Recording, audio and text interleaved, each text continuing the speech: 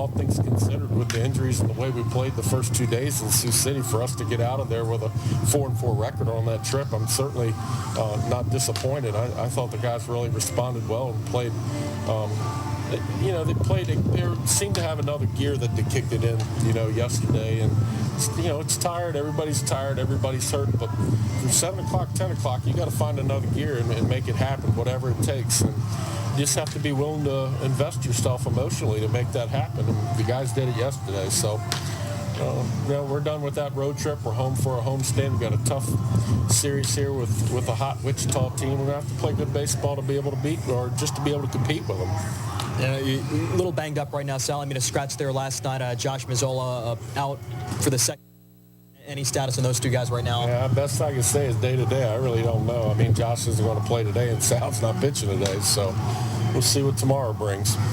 You have John Sintis on the mound. Will get the start here in Game 1. Threw the ball pretty well there. Threw strikes. A lot of movement on his pitches there against Sioux City. He throws strikes. He just lacked an out pitch or something he could put somebody away with. And, he faced the lineup that was hot coming into that series. They were hitting almost 400. And then John just happened to be the next guy up there. And he made some good pitches, and they hit some ground balls through the hole and looped some balls in on him. So I watched the side session the other day, and he threw pretty well. I mean, he throws strikes. Just needs to go out there and make some pitches, keep the ball down, especially with the wind blowing the way it is today, and try to induce as many ground ball outs as you can. And if he does, hopefully he can get us through 5 or 6 and the game's manageable. Well, the 8-game road trip just finishes really a stretch of 11 straight games on the road. 44 of them are done, and you get 18 of 24 at home to finish up the regular season, and hopefully an opportunity to maybe rest up some of the guys that are a little banged up. Well, it's we're at home. We're going to avoid the bus a little bit here lately, which is a good thing. It's good for everybody's body, but we're not really in a situation where we can rest anybody. We're fighting for our lives here in the playoff scenarios. So when guys get healthy enough to play, we got to put them back in there as soon as possible. But in the meantime, we're going to have to do the best and make do with what we got. All right, Rick, great job as always. Appreciate the time. Good luck here tonight. All right, thanks, Steve. That was Winnipeg Goldeyes manager Rick Forney joining us on the Dugout Show, brought to you by Archangel Fireworks Excellence in Pyrotechnics. We'll take a break and come back with a closer look at tonight's starting pitchers, John Sintis for the Winnipeg Goldeyes and Jason Van Skyke for the Wichita Wingnuts. On the Rubbers coming up after this here on the Rona pregame show, Ride to the Ballpark on Jewel 101. What should we bring to the lake for dinner tonight? Something easy that we can throw in the cooler. Turkey. Granny's Poultry introduces their seasoned boneless turkey breast. Sounds good. Really good. Pick up a Granny's frozen seasoned boneless turkey breast from your neighborhood grocery store. Throw it in the cooler, and by the time you get to the lake, it's barbecue ready. Granny's Poultry, your local poultry farmer's own cooperative. To find a retailer or for simply delicious recipes, visit grannys.ca. Granny's, good-natured. Shopping for new clothes really shouldn't lead to an existential crisis. Why? Just why? Find your fit at Sargent Blue Jeans. Choose from your favorite brands like Silver, Levi's, Buffalo, and Dickies. Sargent Blue Jeans carries specialty and hard-to-find sizing with on-site alterations while you wait. You don't have to settle for good enough when you can get the perfect fit. For the best in casual and work clothes, hit a home run with Sargent Blue Jeans, located on the corner of Sargent and Valor. At MTS, we know there are lots of things that can keep you awake at night. But worrying about internet overage charges shouldn't be one of them. With MTS, you get unlimited internet on all our personal plans. So you never have to think about how much data you're using and how much it's going to cost you. Surf, download, and stream all you want for as low as $20 a month for the first 3 months and rest easy. Conditions apply. Visit your nearest MTS Connect store for details. The Best Western Plus Winnipeg Airport Hotel is dedicated to making your stay as easy and carefree as possible. With over 8,000 square feet of meeting space and 213 guest rooms, the Best Western Plus can accommodate events large and small. Their on-site catering team and event planners offer customized menu options and expert service. Book your next corporate event, wedding, or conference at the Best Western Plus Winnipeg Airport Hotel, 1715 Wellington Avenue, or call 204-786-0687 for more information. And now, back to Winnipeg Goldeyes baseball on Jewel 101. Welcome back to the Rona pregame show ride to the ballpark. Winnipeg and Wichita getting set to open up a 4-game series on a gorgeous evening for baseball in downtown Winnipeg. Still time to come on down and check out the top 2 teams right now in the American Association. The Goldeyes still trying to push for a return of the postseason for the first time since 2012. Winnipeg 47-29 in the year and a 2.5-game lead over the St. Paul Saints in the American Association North. On the Rubber, it's brought to you by Cal Tire with 6 convenient locations in the capital region. We're more than just tires. Cal Tire, true service. The Winnipeg Goldeyes go with right-hander John Sintis, who was signed by the Winnipeg Goldeyes on Sunday. He pitched the opener of the series against the Sioux City Explorers. His final line, not indicative of how he threw the baseball. 3 1/3 innings, 5 runs, 4 earned, 10 hits. Didn't walk a batter, and he struck out 3. Really ran into some hard luck in the bottom half of the second, and even in the bottom half of the third. Of the 10 hits that he gave up, really only 2, 3, or 4 of them were hit hard by the Sioux City Explorers. But at the time, the X's were streaking. They were hitting very well as a club, as you just heard from Rick Forney. They were in the midst of what was eventually a 5-game winning streak, and the longest winning streak for the Sioux City Explorers since 2011. But Sintis had good movement on multiple pitches. He had a cutter, a slider, a curveball, and a sinker, as well as a 4-seam fastball. And Sintis, who was pitching earlier this season in the Liga Norte de Mexico, will get the ball tonight for the Winnipeg Goldeyes. Sintis last year in the Pecos League for the Santa Fe Fuego. He was 6-7 in 14 starts, and he finished 3rd in the Pecos League with an ERA of 3.71. John Sintis, 28 years of age, a big righty, 6'4", 210 pounds, born and lives in Fort Walton Beach, Florida. They'll try and get the Goldeyes to a 3rd consecutive victory, make a 2nd start as a member of the Goldeyes as Winnipeg plays its first home game here at Shaw Park since July 23rd. The Wingnuts counter with all-star right-hander Jason Van Skyke. Van Skyke began the year in the bullpen for Wichita. He's since made 10 starts, and he's been one of the best in the league. In fact, he started the All-Star game for the South Division last Tuesday right here at Shaw Park, working scoreless baseball into the second. Van Skyke is 8-3, and the 8 wins are tied for 2nd in the league. He's tied for 5th with an ERA of 3.09. Van Skyke, 78 2/3 innings, 86 hits allowed, only 21 walks. He struck out 41. Opponents are hitting .279 against the right-hander Jason Van Skyke, a 6'4", 205-pound righty, 25 years old from Livermore, California. Van Skyke resides in Lake St. Louis, Missouri during the offseason. He's in his 4th year of professional baseball, was in high A in the White Sox organization last year, and had very good numbers in 30 games, 9 as a starter for the high A Winston-Salem Dash in the Carolina League. Jason Van Skyke was 3-5 with a 2.80 ERA, struck out 45, walked only 25 in 74 innings of work. He signed with the Chicago White Sox in 2011 as an undrafted free agent out of Indiana State University, where he finished up as a senior in 4-5 in 2011, an ERA of 4.25, and would begin his pro career later on that summer in the White Sox organization. Van Skyke in his career 18-11 with a 3.14 ERA.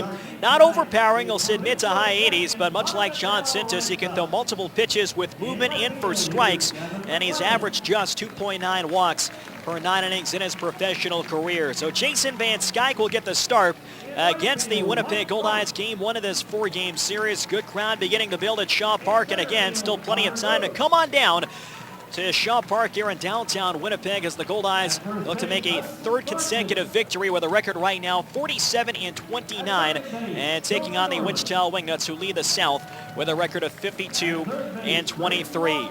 On the Rubber is brought to you by Cal Tire with 6 convenient locations in the capital region. We're more than just tires. Cal Tire, true service. It's the first matchup between these clubs since June of last year. The Goldeyes took 2 out of 3, and an interesting note, if you remember that series, that was here at Shaw Park in the early part of June 2013. The Goldeyes won 2 out of 3 without ever going into any inning with a lead. They would walk it off and win in the first game of a series, and a base hit from Casey Harther, a game in which Harther also had a grand slam home run. The Wingnuts had a lopsided victory in the middle game of the series, and then Winnipeg won the rubber match on a Wednesday afternoon on a 9th inning Amos Ramon sac fly. In both cases, the Harther base hit in Game 1 and the Amos Ramon sacrifice fly in Game 3 signified the only time in that 3-game series in which the Goldeyes actually took a lead, and that came on the walk-off hit. So really 27 innings of baseball. Never once did the Goldeyes go in an inning with an advantage, and yet they won 2 out of 3, and that's the last time these two clubs played. Of course, they matched up in the 2012 American Association Championship Series, a 3-game sweep by the Goldeyes, finishing up in Game 3 on September 14th of that year at Lawrence Dumont Stadium in Wichita, Kansas. So Game 1 of 4 between the Goldeyes and the Wingnuts coming up. That'll wrap up this edition of the Rona pregame show. Ride to the ballpark. We'll take one more break, and when we come back, we'll have tonight's starting lineups and first pitch after this on Jewel 101. Thanks for listening to the Winnipeg Goldeyes Rona pregame show Ride to the Ballpark. Stay tuned. The game is coming up next on Jewel 101. My son loves hockey, but after a body check last season, I didn't think he would play. He slid hard into the boards. I was worried. We went to our family chiropractor. He set up a treatment plan, and his care was partly covered by Manitoba Health. Now, my son's back on the ice playing and enjoying every minute, even the practices. Thanks to our chiropractor for making life better. Manitoba Chiropractors, making life better. The Winnipeg Goldeyes make dreams come true by providing live baseball experiences to charities, nonprofit groups, and inner-city programs. Now with the Goldeyes Community Zone, even more memories are available to be made. For group tickets, contact the Goldeyes at 982-BASE. These seats are made possible through generous donations from the Community Zone partners. So from the Winnipeg Goldeyes and Community Zone recipients, thank you Boston Pizza, Great West Life Assurance Company, Imperial Parking Corporation, Dairy Farmers of Manitoba, Investors Group, and Reliance Superior.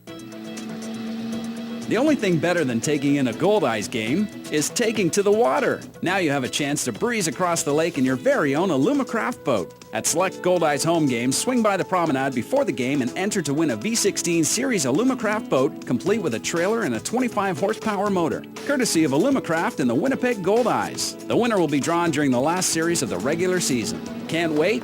Purchase your Alumacraft boat at Girton Marine in Winnipeg. Leave the daily grind behind and treat yourself to what is by far Winnipeg's best happy hour. Monday through Friday from 3 until 5, the lounge at your favorite Pony Corral location has happy hour appetizers at half price. And on top of that, every Monday, Tuesday, and Sunday, you can get 49-cent wings and ribbies. It's all part of Winnipeg's best and most delicious happy hour. Monday to Friday from 3 till 5 and Monday and Tuesday from 5 until 2 a.m. at your local Pony Corral lounge.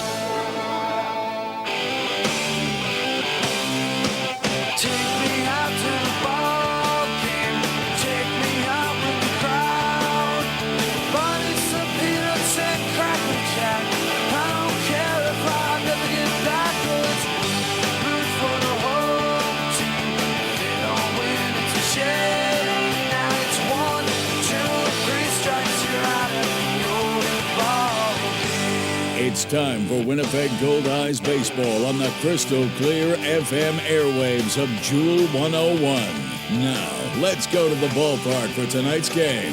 Here's Steve Schuster.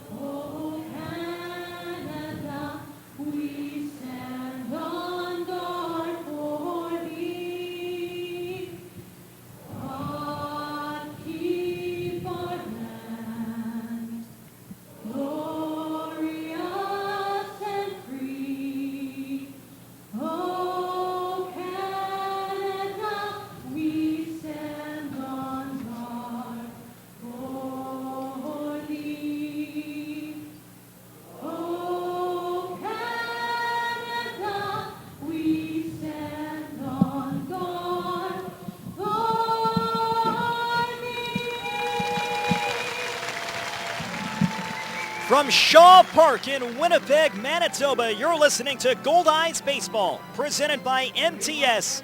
on Jewel 101. Tonight is game one of a 4-game series between the Wichita Wingnuts and your Winnipeg Goldeyes. Tonight's starting pitchers for the Wingnuts, 25-year-old right-hander Jason Van Skyke, and for the Goldeyes, 28-year-old right-hander John Sintis. Well, hi again, everyone, and thanks for tuning in. The Goldeyes picked up 2 huge victories last night over the Sioux City Explorers. They hung on in the resumption of Tuesday's suspended game 6-2, and then behind a complete game shutout on 3 days of rest from Nick Hernandez, the Goldeyes gained a split of the 4-game series with a 10-0 victory at Lewis and Clark Park. Winnipeg begins tonight with a 2.5-game lead over the St. Paul Saints in the American Association North, and tonight begin a series against the team with a top record in the league. Let's take a look at tonight's starting lineup for the Wichita Wingnuts, managed by Kevin Hooper, who is in his 6th year. Ryan Corey is the shortstop and leading off. Jake Yahauli-Leo is at second base in batting second. David Espinoza is at first base hitting third. Brent Cleveland is the center fielder in batting cleanup. Carlo Testa is the DH hitting fifth. Chris McMurray is the catcher batting sixth. Chris McClendon is at third base hitting seventh.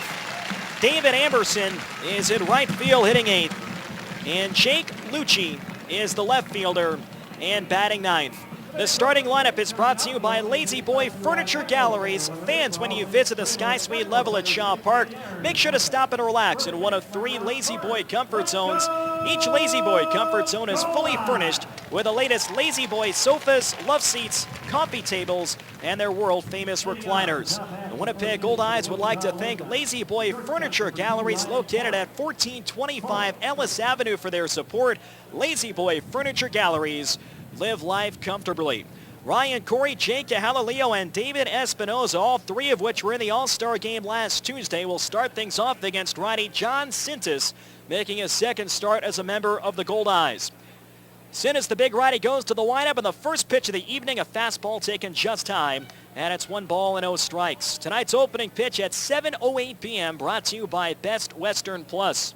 Ryan Corey, 11th in the league in batting at .328, 9 homers and 43 runs batted in. Fastball over the outside corner, and the count 1 ball and 1 strike. The Best Western Plus Winnipeg Airport Hotel is Winnipeg's premier event venue. Book your next corporate event, wedding, or conference at the Best Western Plus Winnipeg Airport Hotel. The 1-1 pitch, fastball high inside, and the count goes to 2-1. Corey leads the league in on-base percentage at .447.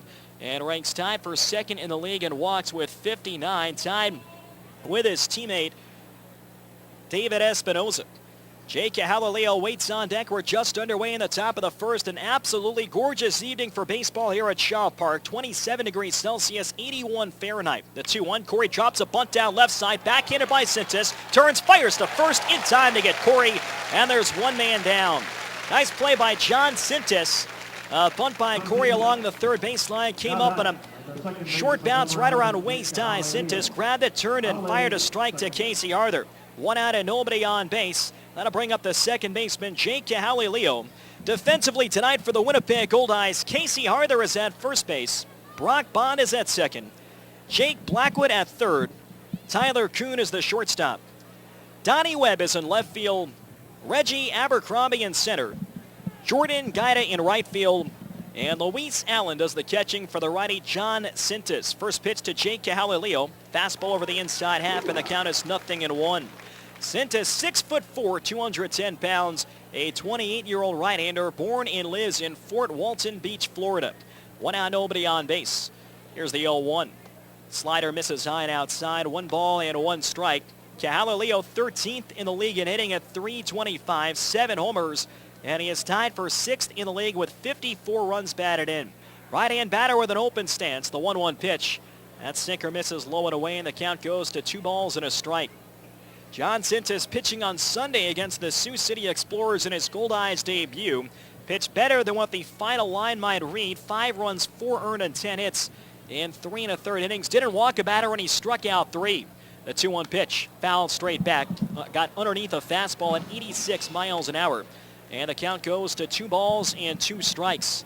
Yahauli-Leo won the batting title in his first season in this league at .372 for the Wingnuts in 2012. Was named a postseason All-Star. He had 17 homers in the regular season last year, again named a postseason All-Star at second base. And this year was a late substitution as the starting second baseman for the South. 2-2 pitch, grounded the other way to his left. Bond dives, can't get it, just beyond his glove. A seeing-eyed single through to right for Jake Cahalileo, and that'll put a runner on first with one man down. Tonight's umpires, Bobby Feaster is behind the plate.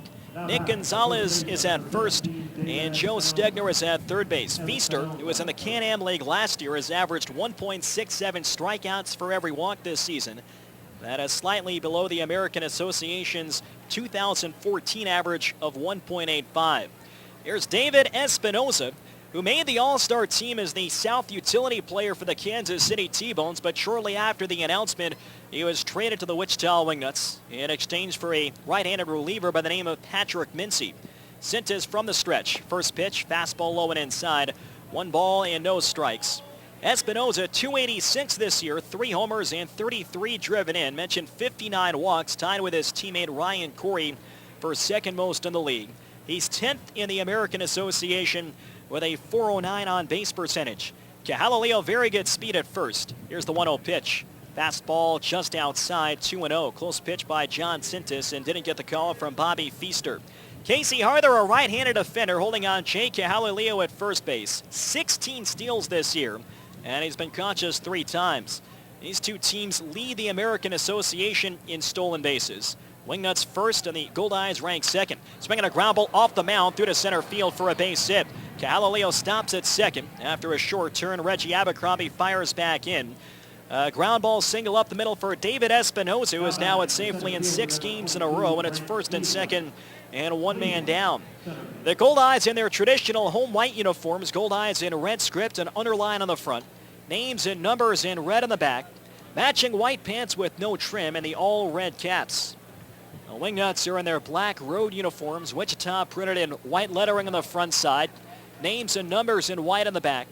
Road gray pants with black trim, and the Wingnuts wearing all black caps in the opener of this series.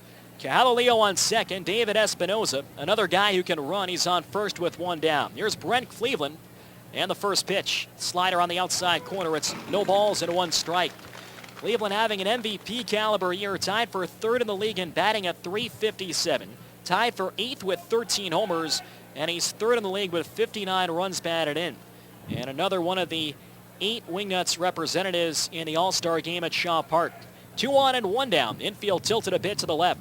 Here's the 0-1 pitch. Fastball misses down low. It's 1 ball and 1 strike. John Sintes earlier this season was pitching in the Liga Norte de Mexico, also known as the Mexican League North. Commonly a feeder league for the Mexican major leagues, which is considered on par with AAA baseball. Cahalileo on second, Espinoza on first. The pitch, swinging a grounder up the middle. Kuhn to his left, reaches, can't get it. Base hit through to center field. Cahalileo around third will score. Espinoza heading for third base. It's an RBI single to center field for Brent Cleveland, and the Wingnuts take a 1-0 lead in the top half of the first. 3 straight singles. They've all been on the ground. This one just beyond the reach of Tyler Kuhn. Diving to his left towards the second base bag. Cleveland picks up his 60th RBI of the year. Cahalileo scoring from second, and Espinoza goes corner to corner, so it's first and third. And 1 man down for Carlo Testa. Carlo Testa, a left-hand batter. He's tied for 9th in the league and hitting at .333. He's hit 6 homers and driven in 42. 1-0 Wichita in the top half of the first inning. Goldeyes coming off a stretch of 11 consecutive games on the road with the All-Star break mixed in. 3 in Gary, 4 in Sioux Falls, and 4 in Sioux City. Over the last 8, the Goldeyes went 4-4, splitting both 4-game sets against the Canaries and the Explorers, and they got 2 big wins last night at Lewis and Clark Park. Cleveland on first, another guy who can run. First pitch, high fly ball, deep right field. Back goes Skaida, on the warning track, back near the wall, and it's gone. Carlo Testa with a 3-run homer over the right field fence, and Wichita's put 4 on the board here in the top half of the first inning. They lead 4-0 over the Goldeyes. For Carlo Testa, his 7th homer of the year, and he now has 45 runs batted in. So test on the first pitch from John Sintis. It's a 3-run homer, 4 straight hits here for the Wingnuts, and that'll bring up the catcher, Chris McMurray. McMurray, a right-hand batter, has been well-traveled around the American Association, playing previously for the Grand Prairie Airhogs and also for the Lincoln Salt Dogs. 1 out and nobody on base, and John Sintis will go back into the windup. 4-0 Wichita, top half of the first. Here's the first pitch, and McMurray takes a fastball low and outside. It's 1 ball and no strikes. McMurray, 268 in the year, 4 homers and 46 runs batted in. Defensively, he's one of the best in the league. Right now, he's tied with Dwight Childs, the St. Paul Saints, for the top caught stealing percentage in the league, 44%. Swinging a line shot just beyond the reach of a diving Jake Blackwood. Base hit through to left field. So Chris McMurray able to turn in a fastball inside, a line drive single to left. And that puts McMurray on first with 1 man down for Chris McClendon.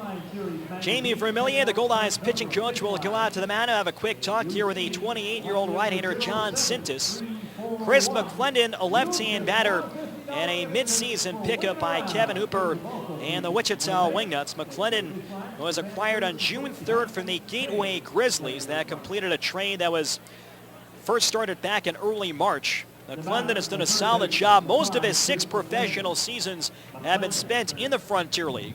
McClendon on the season batting .276, 2 homers and 34 runs batted in 56 games as a member of Wichita.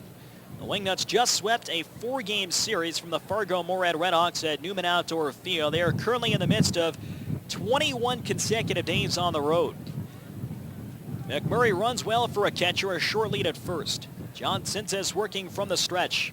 And the first pitch, fastball taken high and outside. It's 1 ball and no strikes. David Amberson, a right-hand batter on deck. 4-0 Wichita. We're in the top half of the first here at Shaw Park. Outfield deep and a couple steps the other way against the left-hand batting Chris McClendon, who played for the Gateway Grizzlies each of the last 2 years. Here's the pitch. Check swing, that's on the outside corner. Good sinker by John Sintis, and the count is even at 1 ball and 1 strike. McClendon began his career with Gateway in 2009, then spent a couple of years with the River City Rascals, another Frontier League club, helping them win a championship in 2010. 1 on and 1 out, the 1-1 pitch. Change up, misses just high. Not a bad pitch by Sintis at 79 miles an hour. And Bobby Feaster said it missed just above the letters. So it's 2-1 on Chris McClendon, one of as many as 4 left-hand bats in the lineup. Testa, McClendon, and Lucci are left-hand bats. David Espinoza, a switch hitter. The 2-1 from Sintis. Line the other way foul. That'll reach the seats. And the count goes to 2 balls and 2 strikes. The Goldeyes 47-29, with the St. Paul Saints having won earlier this afternoon against the Sioux City Explorers. Winnipeg leads St. Paul as of this moment by 2.5 games in the American Association North. Wichita 52-23, 10 games in front of Laredo in the South Division. The count 2 balls and 2 strikes. Allen gives the sign. Sintis delivers. Swing and a bouncer foul. Came off his front foot. Got on top of a slider low and in, and the count is still 2 balls and 2 strikes. McClendon last year for the Gateway Grizzlies appeared in 82 games. He had .327 with 7 homers and 49 runs batted in. His career best in terms of average came in 2011 with River City. He had .332. Again this season with the Long Island Ducks of the Atlantic League. On first is Chris McMurray with 1 man down. And Sintis will step back once a new set of signals from Luis Allen. Humidity tonight at 54%, winds of 14 kilometers per hour coming out of the south with partly cloudy skies. Here's the 2-2 pitch. High fly ball foul the other way. Blackwood with a look, and that'll land about 7 rows back into the seats. It's still 2 balls and 2 strikes on the third baseman, Chris McClendon. Wichita opened the season with a player by the name of Dylan Hazlett at third base. Unfortunately suffered a back injury, and for a couple of weeks the Wingnuts were scrambling to find a third baseman, but they have found a permanent one in Chris McClendon, now 27 years of age. A lifetime .289 hitter in 6 professional seasons with a .385 lifetime on base percentage. 2-2 on McClendon. McMurray on first and 1 down. The pitch, line drive toward short, 1-hopper caught by Kuntho, back to first, and it's in time for the double play. The side is retired. A liner out to shortstop, and Kuhn caught it. Looks like just before it hit the dirt. He fired back to first, and they double off McMurray 6-3. And John Sintes gets out of the first inning. The Wingnuts get 4 runs. There were 5 hits, and nobody left on base. Middle of the first here at Shaw Park. It's Wichita 4 and Winnipeg coming to bat on Jewel 101. We all know that money doesn't grow on trees, but it sure grows in our branches.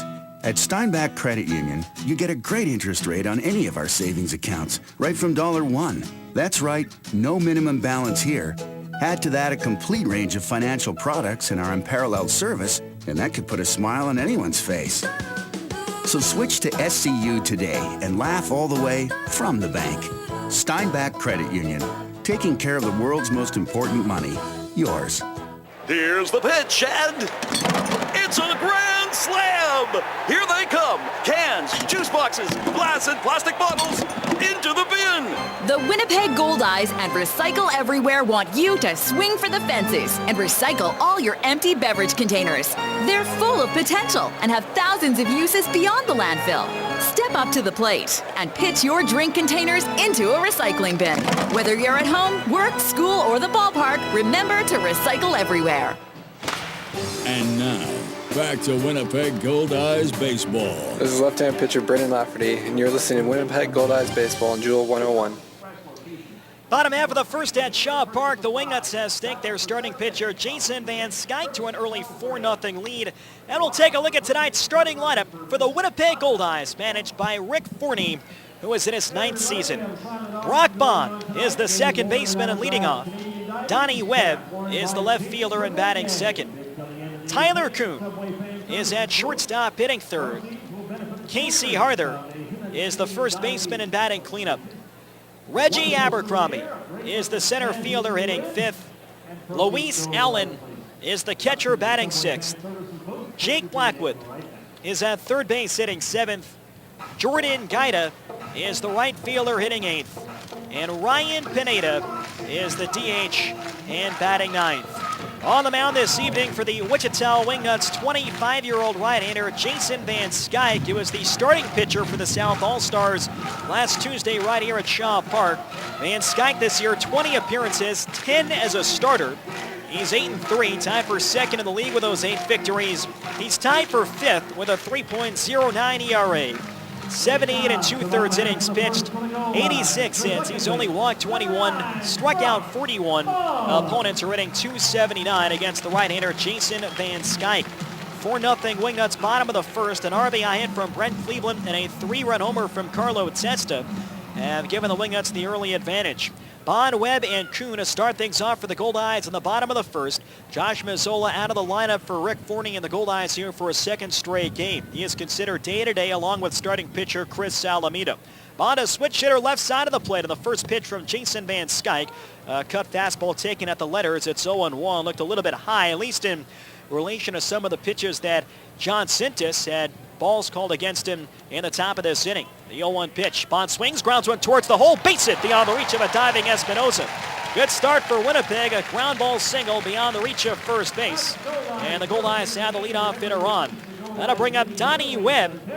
Defensively tonight for the Wichita Wingnuts, David Espinosa is at first base. Jake Yahauli-Leo is at second. Chris McClendon is at third base. Ryan Corey is the shortstop. Jake Lucci is in left field. Brent Cleveland is in center. David Amberson is in right. And Chris McMurray behind the plate for the right-hander Jason Van Skyke, 6'4", 205 pounds, a 25-year-old from Livermore, California. Here's Donnie Webb, switch hitter from the left side. Couple of infield singles and the nightcap of last night's doubleheader. First pitch, a sinker over the outside half of the knees, and the count is 0-1. Donnie Webb, one of the 6 Goldeyes All-Stars. These two teams combining for 14 the American Association All-Stars last week between the two sides. Webb at 296 on the year. He's hit safely in 5 in a row. The 0-1 pitch, fastball low and in, and the count is 1 ball and 1 strike. Webb with 10 home runs and 45 runs batted in. He had a big RBI infield single last night during the Goldeyes' 4-run top of the second against Sioux City. With the bases loaded and 1 down, he was able to beat out a comebacker towards the mound, in which no one covered first base. Here's the 1-1 pitch. Popped him up foul left side. McMurray with a mask off. That'll reach the crowd, and the count goes to 1-2. Bond with good speed on first. 4 steals in 7 attempts with the Goldeyes. As we mentioned earlier, though, Chris McMurray, one of the toughest catchers to run on in the league. 19 for 43 this year, and throwing out opposing base stealers. 44%, tied for best in the American Association. Tyler Kuhn waiting on deck. 4-0 Wichita. We're in the bottom half of the first. Middle infield looks for 2. The outfield a step the other way, and Donnie Webb, who crowds the plate. Van Skyke is ready at the letters. Here's the 1-2 pitch to Webb. Fastball high and outside, a 2-seamer from Jason Van Skyke. And the count is 2 balls and 2 strikes. Van Skyke last pitched on Saturday at St. Paul. He took a no decision. Allowed 7 earned runs, tying a season high on 7 hits. Walked 4, struck out 4 in 5 2/3 innings. The Saints won that game 9-7. The pitch, high fly ball foul the other way. And it's still 2 balls and 2 strikes. In fact, Van Skyke has surrendered 7 runs in each of his last 2 starts. A season high. He had not given up more than 5 in any of his previous 8. Began the year in the bullpen and can pitch in a variety of roles: long relief, middle relief, short relief. And he has settled into the starting rotation. He checks over his shoulder. Brock Bond, a good lead held by David Espinoza, a right-handed defender. The set from Van Skyke and the 2-2 pitch. Broken bat looper towards right. Coming on is Amberson. That's in for a base hit. Bond will stop at second, and safe at first with a single is Donnie Webb. He got jammed inside, broke his bat, but it falls well in front of David Amberson, and that'll put runners on first and second. So the Goldeyes quickly a chance to cut into this 4-0 deficit. Tyler Kuhn now stepping to the plate. Donnie Webb is now at safely in 6 consecutive games. Plenty of speed in the base paths with Kuhn stepping up. Kuhn 5th in the league in batting at .355.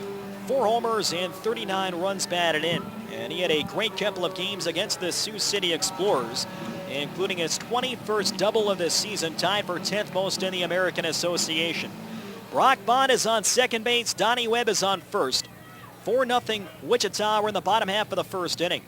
The Wingnuts have excellent arms throughout the outfield, left to right. Lucian left, Cleveland a former big leaguer in center, and Amberson maybe the best arm of them all out in right field. First pitch, fastball over the outside half at the knees, and the count is 0-1.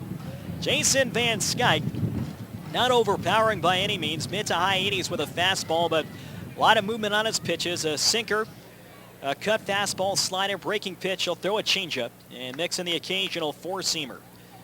He looks over at second, the 0-1. Fastball, that one misses outside on the count. 1 ball and 1 strike. Casey Harder, the league's leading hitter, waits on deck. Going through the morning line during tonight's pregame show was really a who's who of American Association leaders when you look at these 2 clubs who own the top 2 records around the league entering tonight. 2 on, nobody out. Here's the 1-1 pitch. Swinging a ground ball out to short. Corey Fields goes to second for 1. Kahalalea to first, a high throw, and it's in time for the double play. David Espinoza reaching over his shoulder, pulled that down, kept his foot on the bag. It'll go down as a 6-4-3 double play. That advances Brock Bond to third base. Now there's 2 outs, and Casey Harder is stepping up. Harder, a right-hand batter, leads the league in hitting at .384. He's hit 11 homers, including a 2-run shot on Tuesday that ultimately helped the Goldeyes suspend the game rather than suffer a potential 2-0 rain-shortened loss in Sioux City. Harder tied for 9th in the league with 53 runs batted in. Van Skyke out of the stretch, and the first pitch. Slider taken at the knees for a strike. It's 0-1. Brock Bond is on third with 2 men down. Jason Van Skyke working off the first base side of the rubber. Harder, a right-hand bat, holds the bat high above his head. McMurray sets up away. Here's the 0-1 pitch. Breaking ball misses inside. It's now 1 ball and 1 strike. Both these teams also play excellent defense. Wingnuts first with a .980 fielding percentage. The Goldeyes are second at .979. Runner on third and 2 away. Right-hand pitcher, right-hand batter. Here's the 1-1 from Van Skyke. Cutter misses just outside. Good eye by Casey Harder. And the count goes to 2-1. The Goldeyes have hit very well at home this season. A team batting average of .301. They are tied with Wichita right now for the second best average as a team at .297. Laredo is first at .306. Harder waits. Van Skyke comes set. The 2-1 pitch. Swing and a miss at a cutter away. And it's now 2 balls and 2 strikes. Casey Harther, a 2-run homer on Tuesday night. That game was suspended with the Goldeyes taking a 5-2 lead in the top of the 5th. They would finish it off with a 6-2 win early yesterday evening, then won 10-0 in the nightcap. And Harther had a base hit in that contest. All 9 starters had at least 1 hit in Game 2 last night. The pitch, line drive foul off to the right side, threw a slider in, and Harther was able to waste it to the right. It's still 2 balls and 2 strikes on Casey Harther, one of the Goldeyes All-Stars. He started at first base for the North Division. 4 runs, 5 hits, no errors for the Wingnuts. No runs, 2 hits, and 1 error for the Goldeyes. Bond on third and 2 men down. Van Skyke is ready. Another 2-2 pitch. Breaking ball, looped in the air down the right field line. That'll slice foul and reach halfway back into the box seats. It's still 2-2. Each of these teams has had a double-digit winning streak. The Goldeyes, of course, set a franchise record down the later stages of the month of June, an 11-game winning streak this year. The Wingnuts, right after that, would have a 10-game winning streak. 2-2 the count on Casey Harther, the Goldeyes first baseman. McMurray setting up outside. Van Skyke delivers. Ground ball towards the right side, right in front of Cahalilio. He fields, tossed to first in time to get Harther, and the inning is over. No runs, 2 hits, and 1 runner left on base. End of 1 at Shaw Park. It's the Wingnuts 4 and the Goldeyes nothing on Jewel 101. The Goldeyes Field of Dreams Foundation supports children's charities in Manitoba. I'm Tony Fletcher, Foundation President, urging you to get involved with the Fillmore Riley Case for Kids program by pledging a dollar amount per Goldeyes strikeout. Or show your support by picking up a Goldeyes license plate from your local auto pack dealer. The foundation receives $30 from each one sold. Thanks to you, the Field of Dreams Foundation has donated more than $1.6 million to children's charities since 1995. While there is no known cure for ALS, there is hope. The ALS Society of Manitoba supports families affected by ALS. Their client services coordinator works with your family to determine your needs, and the Brummett-Feasby ALS House provides 24-hour care designed to specifically meet the needs of people living with ALS, because hope is important in the lives of those affected by ALS. The ALS Society of Manitoba, they help their people every way they can. Visit alsmb.ca. Boys never outgrow their need for toys. The toys just get bigger. Metro Center, Winnipeg store for all things trailer, can help you take your toys anywhere you want to go. Trailers, parts, hitches, Metro Center has it all. Plus, you'll earn Air Miles reward miles with every purchase. Over 4,000 square feet of trailer parts, truck accessories, online ordering, knowledgeable staff, trailer service. Everything you need to haul your toys is at your Winnipeg trailer store. Metro Center, 620 Nairn. Visit metrotrailers.ca. And now, back to Winnipeg Goldeyes Baseball. This is Casey Harther, and you're listening to Winnipeg Goldeyes Baseball on Jewel 101. Help support the Winnipeg Goldeyes Field of Dreams Foundation by purchasing a Path of Dreams sidewalk brick, and your name will go down in history. Literally. Personalized bricks located on the walkway to Shaw Park are a unique way to honor loved ones, promote businesses and organizations, or celebrate a special event. David Amberson goes after the first pitch from John Sintis and grounds one in front of second. Brock Bond makes the play over at first. 1 pitch and 1 away in the top half of the second inning. For more information on how to purchase your Path of Dreams sidewalk brick, call the Goldeyes office at 982-BASE. 4-0 Wichita, top of the second, game 1 of a 4-game series. A big homestand here for the Goldeyes. They have 4 against the Wingnuts with the best record in the league. And then with an off day Monday, the St. Paul Saints are in town for 3. St. Paul right now 2.5 back of the Goldeyes in the north. Here's Jake Lucci, a left-hand batter. He takes a sinker over the outside corner, and the count is 0-1. Jake Lucci, in just 11 games, already making a huge impact for Wichita. 17 out of 42. A .405 average, no homers, and 6 runs batted in.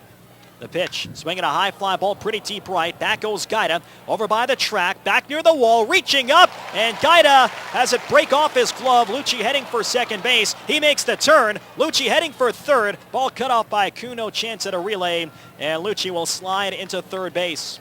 A towering fly ball. The wind has made it very tough for the outfielders. It's blowing from right across to left. They'll score an error on the right fielder, Jordan Gaida. So a runner on third and 1 man down. And it's back to the top of the order for Ryan Corey. Tough break there for the Goldeyes as guy that went back over towards the fence was underneath, and again just tough for the win right there. Broke off his glove at the last second. Ryan Corey tried to bunt for a base hit, who was retired on a nice play by John Sintas in the top of the first inning. Corey, a right-hand batter, he's driven in 43 runs out of the leadoff spot, a great figure at this point of the season, and hitting .382 with men in scoring position. Righty against righty, and the pitch. Breaking ball over the outside corner for a strike, and it's 0-1. Wingnuts scored 4 times in the top of the first, an RBI single from Brent Cleveland, and then a 3-run homer from Carlo Testa. Lucci has very good speed. He's on third base. Blackwood even with a bag. The rest of the Goldeyes infield is playing back. Sintas working out of the stretch. Corey, a right-hand batter, deep in the box. The pitch, ground ball towards third, backhanded by Blackwood. He tags Lucci. He's safe, though. To first is in time to get Corey for the second out. Heads up play by Jake Blackwood, a chopper just fair inside the third base bag. And Blackwood, in moving the backhand that ball, it led him towards third base. And Lucci was just able to get his foot on third base in time. Blackwood was able to apply the tag, and then it had enough time, even after Lucci was ruled safe by Joe Stegner, to get Ryan Corey at first. Big second out for John Sintas. Now Jake Cahalileo steps up. He started the rally in the first with a ground ball single just past the dive of Brock Bond. Now Sintas goes from a windup with a runner on third base and 2 outs. First pitch to Cahalileo, swinging a foul straight back. Now one nicks up the bare hand of Luis Allen, and the count is no balls and 1 strike.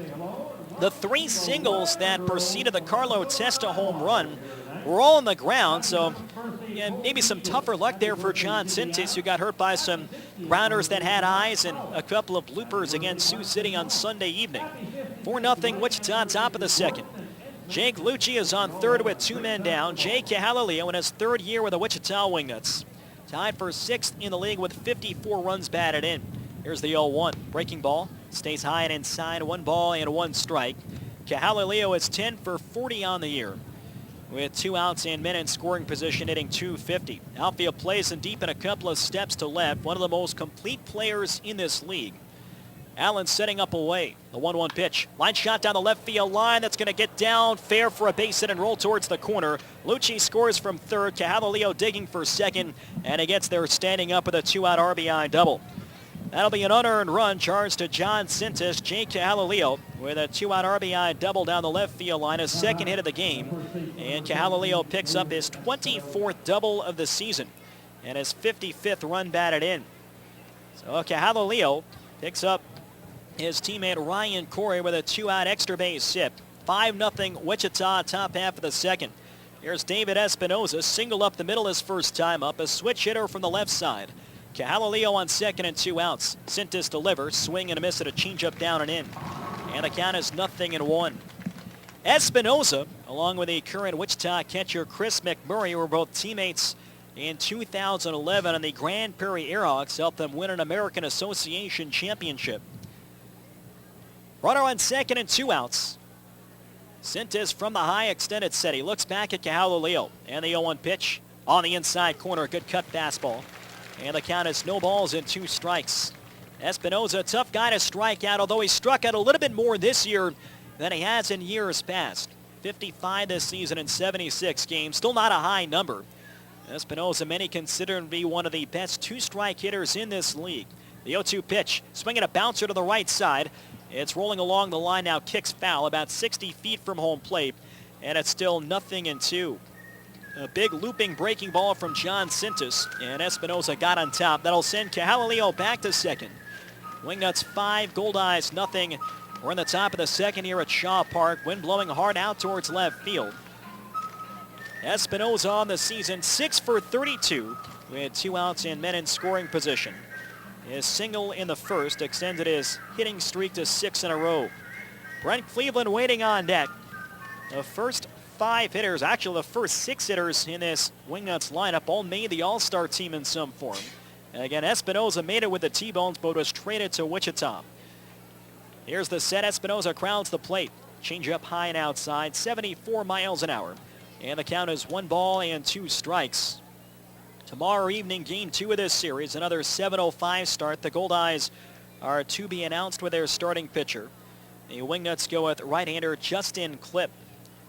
Saturday, Winnipeg also to be announced, awaiting the status of Chris Salamita. Wichita has lefty Frank DeVal on the mound. Swing and a miss and a change-up down low for strike 3. John Cintas strikes out David Espinoza, one of the toughest hitters in the league to strike out. The Wingnuts get an unearned run. There was 1 hit, 1 error, and 1 left on base. Middle of the second here at Shaw Park. It's 5-0 Wichita on Jewel 101. Watching the game is something to enjoy. But remember, drinking any alcohol and driving don't mix. Drinking and driving puts you and others in danger. Your best bet is a designated driver who has had no alcohol. Enjoy the game, but whatever you do, don't drink and drive. To keep Manitobans safe behind the wheel, police are increasing enforcement near you. Watch for them. A message from Manitoba Public Insurance. The Real Estate News is online and connected. Connected to the latest MLS listings wherever you are. Print, online, mobile. It's in your hands. Visit WinnipegRealEstateNews.com. The Real Estate News is online and connected. Connected to the latest MLS listings wherever you are. Print, online, mobile. It's in your hands. Visit WinnipegRealEstateNews.com. The new Jewel 101 is your official source for everything Winnipeg Goldeyes. Tune in as we broadcast the games on air this baseball season. Listen live online at jewel101.com. And stay tuned for station exclusives, contests, and giveaways, including your chance to see the Winnipeg Goldeyes live in action.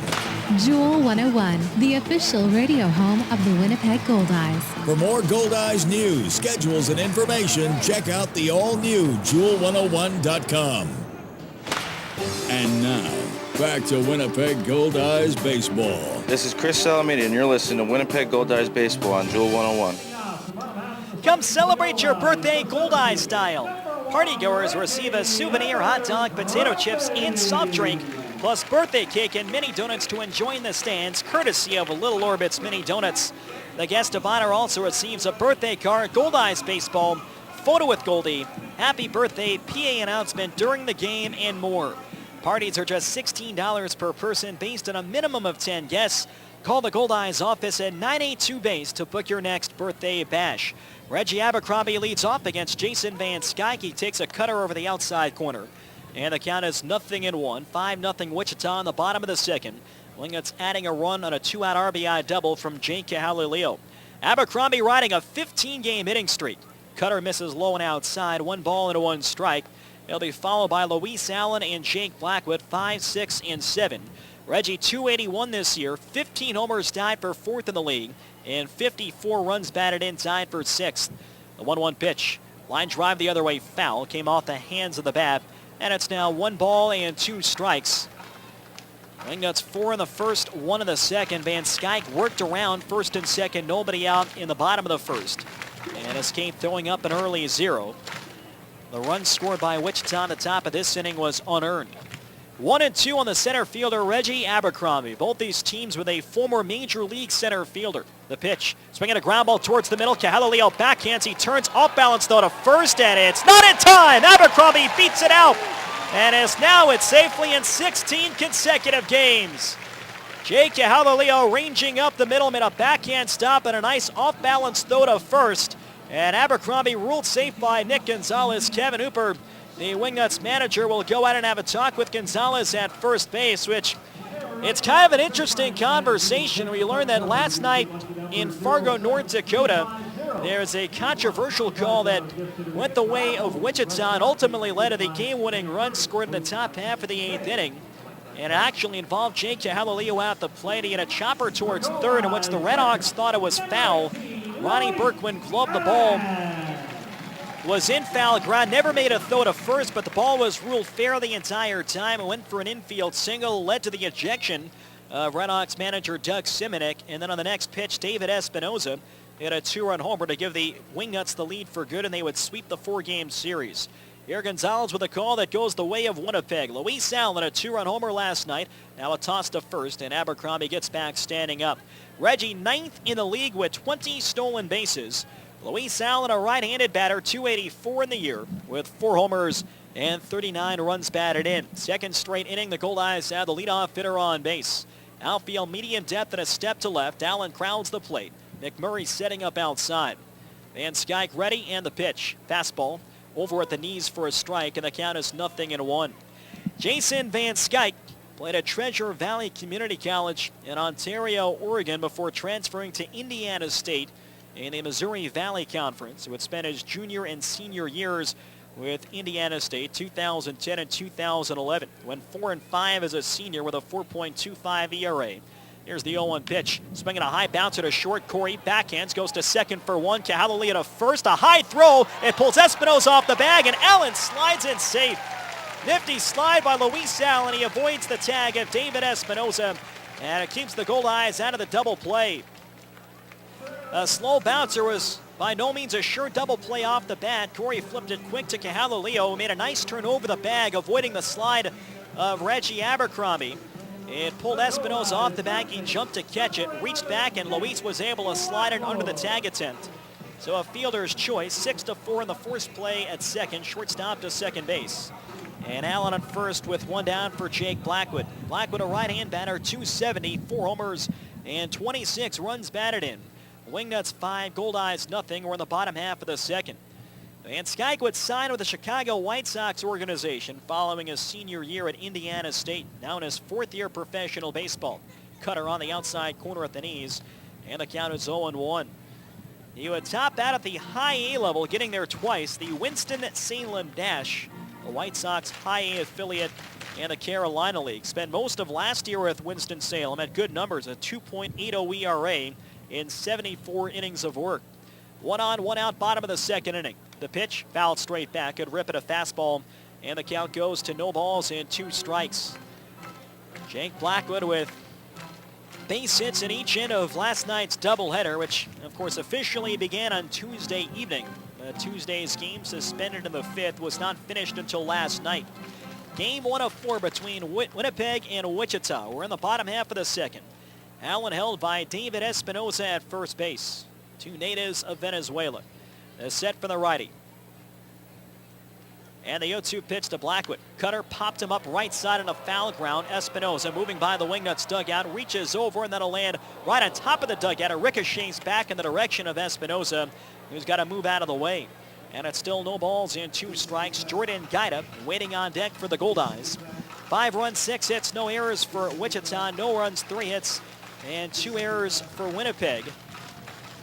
The in-game line score is brought to you by Culligan Water. Better water, pure and simple. Culligan Water has been locally owned and operated since 1956, serving Winnipeg and the surrounding areas. Contact them at drinkculligan.com. 1 on and 1 out. Goldeyes trailing by 5 runs still very early in this game, and Winnipeg with plenty of offensive firepower to try and come back. Righty against righty. Another 0-2 pitch. High fly ball in the air to right. Drifting back is Amberson. Now in a couple of steps. Amberson is there, makes the catch, and that sends Allen back to first base. So David Amberson catches the pop fly to medium right off the bat of Jake Blackwood. That'll bring up Jordan Gaida, who really swung the bat well in Game 2 last night. In the 7-inning contest, Gaida 2 hits, an RBI, also had a hard line out to right field. Hitting .260 on the year, 1 homer and 9 runs batted in. And 39 games played. Has done a real good job. He is a former college teammate of the Wingnuts utility player Taylor Olden. The two of them helped Tennessee Wesleyan University win the 2012 NAIA World Series, a tournament in which Gaida set a record with 7 home runs. First pitch, cutter taken down low, and the count is 1 ball and no strikes. Jason Van Skyke in 4 professional seasons. 18 wins, 11 losses, 3 saves, and a lifetime 3.14 ERA. He's averaged just 2.9 walks per 9 innings in his pro career. Here's the 1-0 pitch. Swinging a ground ball to third, tough play. McLennan dives, he's got it, gets up, spins and throws to first, and it's in time to get Gaida, and the inning is over. Chris McLennan makes a nice spinning play at third base to take away a hit No runs, 1 hit, and 1 left on. End of 2 at Shaw Park. It's 5-0 Wichita on Jewel 101. CIBC and the Winnipeg Goldeyes have partnered to fight cancer. On Sunday, October 5th, CIBC and Goldeyes employees, friends, and family will be running in communities across Canada for a future without breast cancer. Shaw Park, the home of the Winnipeg Goldeyes, will be your local run site for the Canadian Breast Cancer Foundation CIBC Run for the Cure. For more information, to register to run or make a donation, go to CIBC.com. Let's run for a future without breast cancer. Join in Sunday, October 5th at Shaw Park. Can you guess who's top dog in the alley? Know who I'm talking about? I'll give you a clue. Silver trucks and green bins. That's right, Johnson Waste Management. Johnson Waste Management has been recognized as the top dog in the garbage business. Not 5, not 6, not 7, but 8 years in a row. Not bad for a locally owned family-run business in a dog-eat-dog world. Johnson Waste Management, doing their best to be the very best. Salisbury House has hit a home run with the introduction of their new premium fresh cut fries by Cavendish. Available at all 7 Salisbury House family and 7 Sal's Express restaurants and Shaw Park too. They will remind you of the taste and quality when Mom made them at home. So swing into Sal's for their new fresh cut fries on every platter. Ask about Goldeyes vouchers redeemable for free tickets to Goldeyes home games, compliments of Salisbury House. Your house, your food, your way. And now, back to Winnipeg Goldeyes Baseball. This is outfielder Donnie Webb, and you're listening to Winnipeg Goldeyes Baseball on Jewel 101. Get your group of 25 or more together for a Goldeyes game. Our group packages suit everyone from a family gathering to the team at work that wants to share in the experience of exciting Goldeyes baseball. These packages are full of benefits just for your group. Seating is available in all areas of Shaw Park. Call our group department at 982 base and let one of our event experts look after the details of your next outing. Don't forget to ask about our group picnic packages or the Goldeyes patio deck. Top of the third here at Shaw Park. Winnipeg trailing by a score of 5-0 in game 1 of this 4-game series. Brent Cleveland, Carlo Testa, and Chris McMurray, the scheduled hitters against right-hander John Sintis. He's thrown 38 pitches over the first 2 innings. Cleveland made it 1-0 Wingnuts with an RBI single and a ground ball up the middle in the top of the first. And for Cleveland, it was his 60th RBI of the season. The first pitch, cutter on the outside half of the letters. Good pitch by Sintis, and he gets ahead 0-1. Cleveland entered the game tied for 3rd in the league in batting at .357. Like Reggie Abercrombie, a former Major League center fielder. High fly ball to center field, pretty deep, drifting back Abercrombie, onto the track, he's there, makes the catch, and there's one away. A deep fly ball to left center, run down by Reggie Abercrombie, and there's one out in the top half of the third. Hey fans, next time you're at a Goldeyes game, bring along a non-perishable food item for donation to Winnipeg Harvest. Collection bins are located at every ballpark entrance. Peek in the Market and the Goldeyes encourage all listeners to help those in need. Carlo Testa with a big hit so far tonight. On the first pitch from John Sintis, he had a 3-run homer over the right field fence. Here's the first pitch. Change up over the outside half. Good pitch, and it's 0-1. It was Testa's 7th homer of the year. Testa, one of the Wingnuts All-Stars, now has 45 driven in. Former minor league teammate Brennan Lafferty's in the Kansas City Royals organization. Another changeup for a strike on the outside corner. And the count goes to 0-2. Brennan Lafferty and Carlo Testa playing together for the Northwest Arkansas Naturals, the AA Royals affiliate in 2012. Here's the windup and the 0-2 pitch. Breaking ball on the outside corner, strike 3 call. Nice backdoor slider from John Sintis, and that rings up Carlo Testa, who looks at 3 consecutive strikes. That strikeout is brought to you by Manitoba Hydro. Manitoba Hydro reminds you to be safe around electricity. 1 strike and you're out. 2 outs and nobody on. Chris McMurray stepping to the plate. McMurray 1 for 1 with a line drive single to left field. He was erased though in a double play when Chris McFlendon hit a sinking liner to short that was caught by Tyler Kuhn right before it hit the dirt.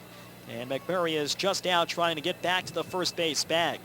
5-0 Wichita. We're in the top of the third. Sintis winds, and it's a fastball taken low and outside. 1 ball and 0 strikes.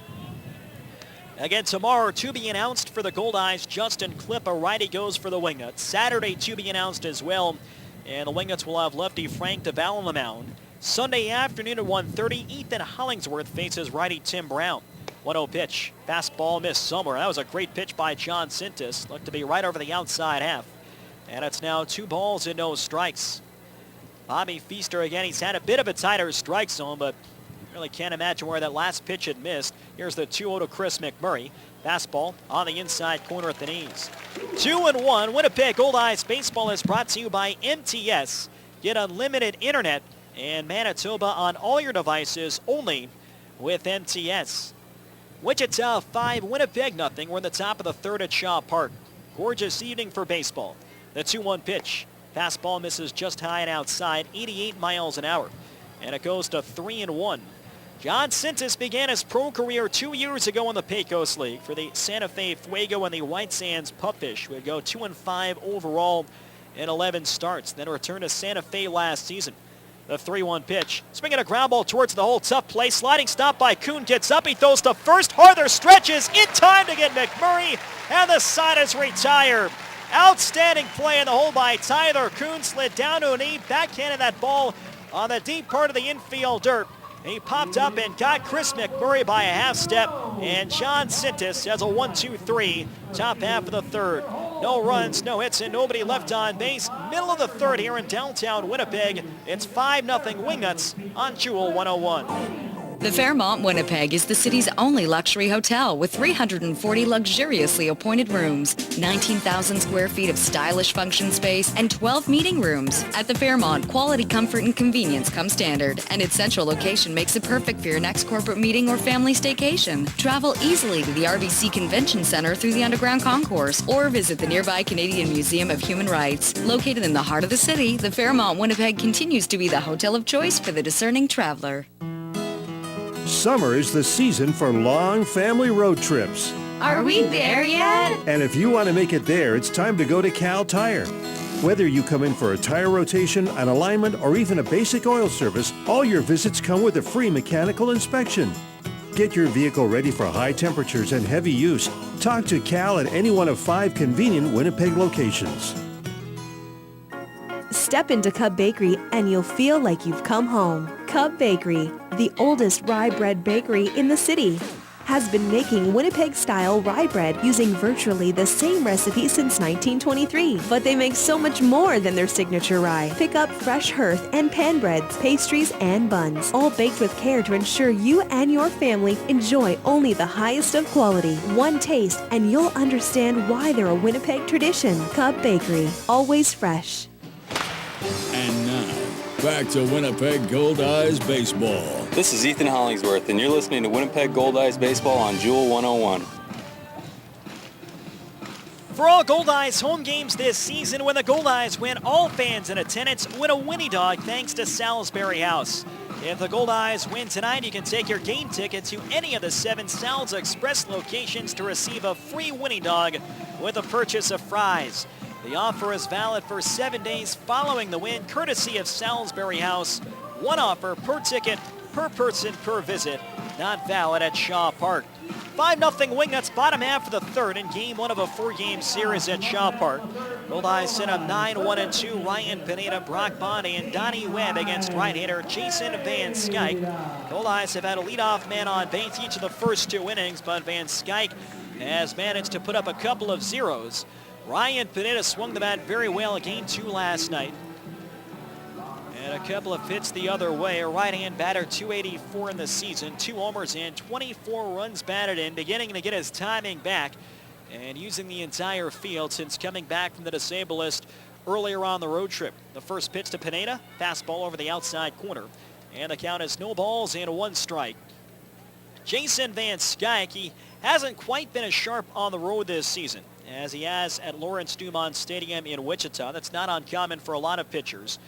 Van Skyke to the windup in the 0-1 pitch. Line foul the other way, and it's 0-2. At home, he is a perfect 5-0 and an ERA of just 1.61. On the road this season, Van Skyke with a record of 3-3 in 7 starts and 3 games in relief. An ERA of 3.91. Still a good ERA, not quite as good as his home mark, however. Pineda wide stance for the right side of the plate. Fastball taken high and outside. The count is 1 ball and 2 strikes. And Skyke enters this game tied for 5th in the league in ERA at 3.09 and trying to bounce back from allowing 7 runs in each of his last 2 starts. A 1-2 pitch, swing and a foul tip held by McMurray for strike 3. So Van Skyke picks up his first strikeout. Back to the top for Brock Bond, who ripped a single past the dive of David Espinoza at first in the bottom half of the first inning. Bond, throughout the road trip, 4 games in Sioux Falls and 4 in Sioux City, at a remarkable 71% quality plate appearances. Switch hitter for the left side, came into tonight hitting .338. No homers and 16 runs batted in over 40 games with the Goldeyes. First pitch, fastball over the outside half of the letters, and the count is 0-1. Bond crowds the plate. He does so from the right side as well. Former Triple-A All-Star, spending 3 years with the Fresno Grizzlies and the Giants organization. Change-up high and outside, 77 miles an hour, and the count is 1 ball and 1 strike. 5 runs, 6 hits, no errors for the Wingnuts. No runs, 3 hits, 2 errors for the Goldeyes. The outfield median depth and straightaway. Van Skyke nods in agreement with Chris McMurray. Here's the 1-1 pitch. Ground ball towards the middle, base hit through to center field. That was smoked just under the glove of Jason Van Skyke, and Brock Bond continues to have a marvelous hot streak over the last 9 games. 2 for 2 in this contest, his 13th multi-hit game as a member of Winnipeg. And it's a runner at first and 1 down with Donnie Webb stepping to the plate. Webb singled to right field on a broken bat looper just in front of David Emerson in the first. It gave Winnipeg first and second, nobody out. But Van Skyke was able to escape the jam. Goldeyes still have a lot of time. You don't have to get all 5 runs back right away. We're only in the bottom half of the third. And as Winnipeg proved the last 2 games, they're still one of the top offenses in the American Association.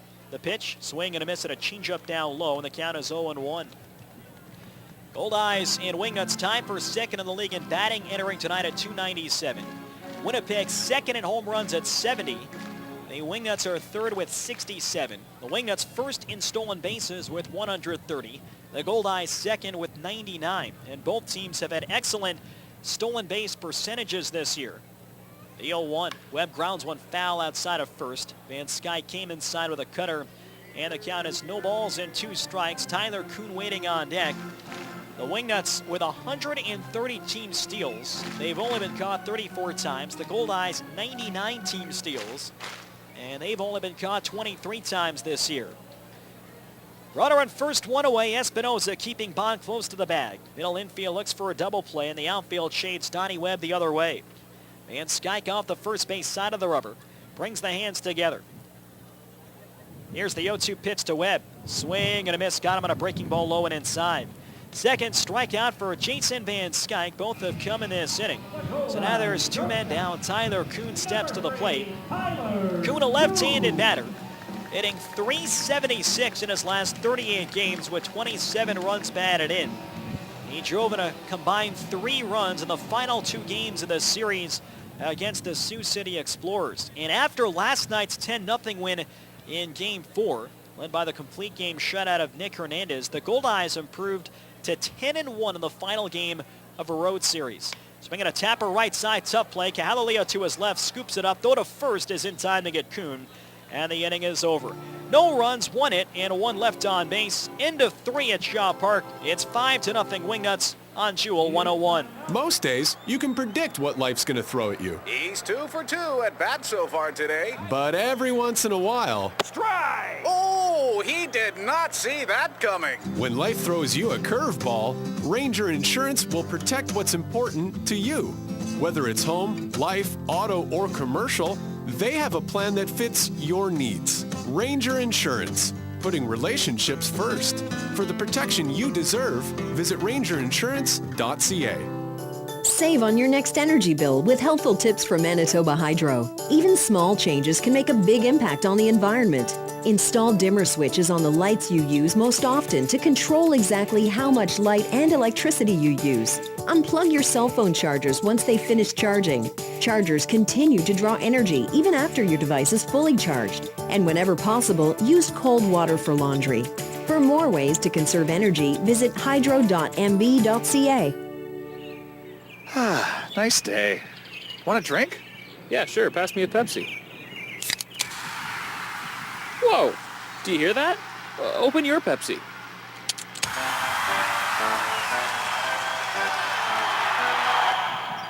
Whoa, that was awesome. Hit it out of the park this summer with the cool, refreshing taste of Pepsi. Pepsi, live for now.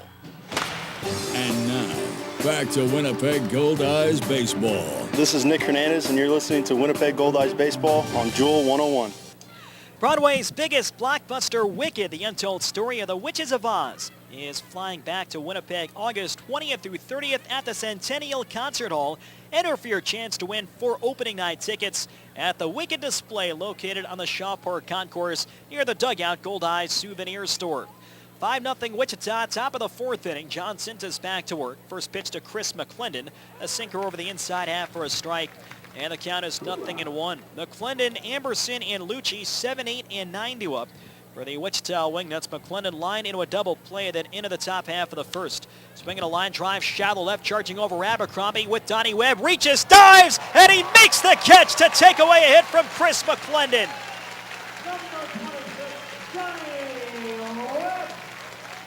Donnie Webb with a fantastic diving catch as he slides across the medium part of left center field and catches that flare off the end of the bat of McClendon. One away here in the 4th. Goldeyes with some great defense tonight. Tyler Kuna, the great play, then into the 3rd on Chris McMurray.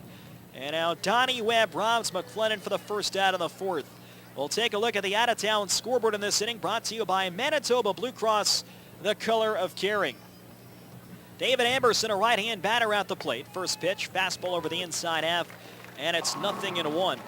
Amberson, in his second year of pro baseball, began as a true rookie with the Wingnuts last year and has played pretty much every day the last couple of seasons. .272 in the year with a homer and 15 runs batted in.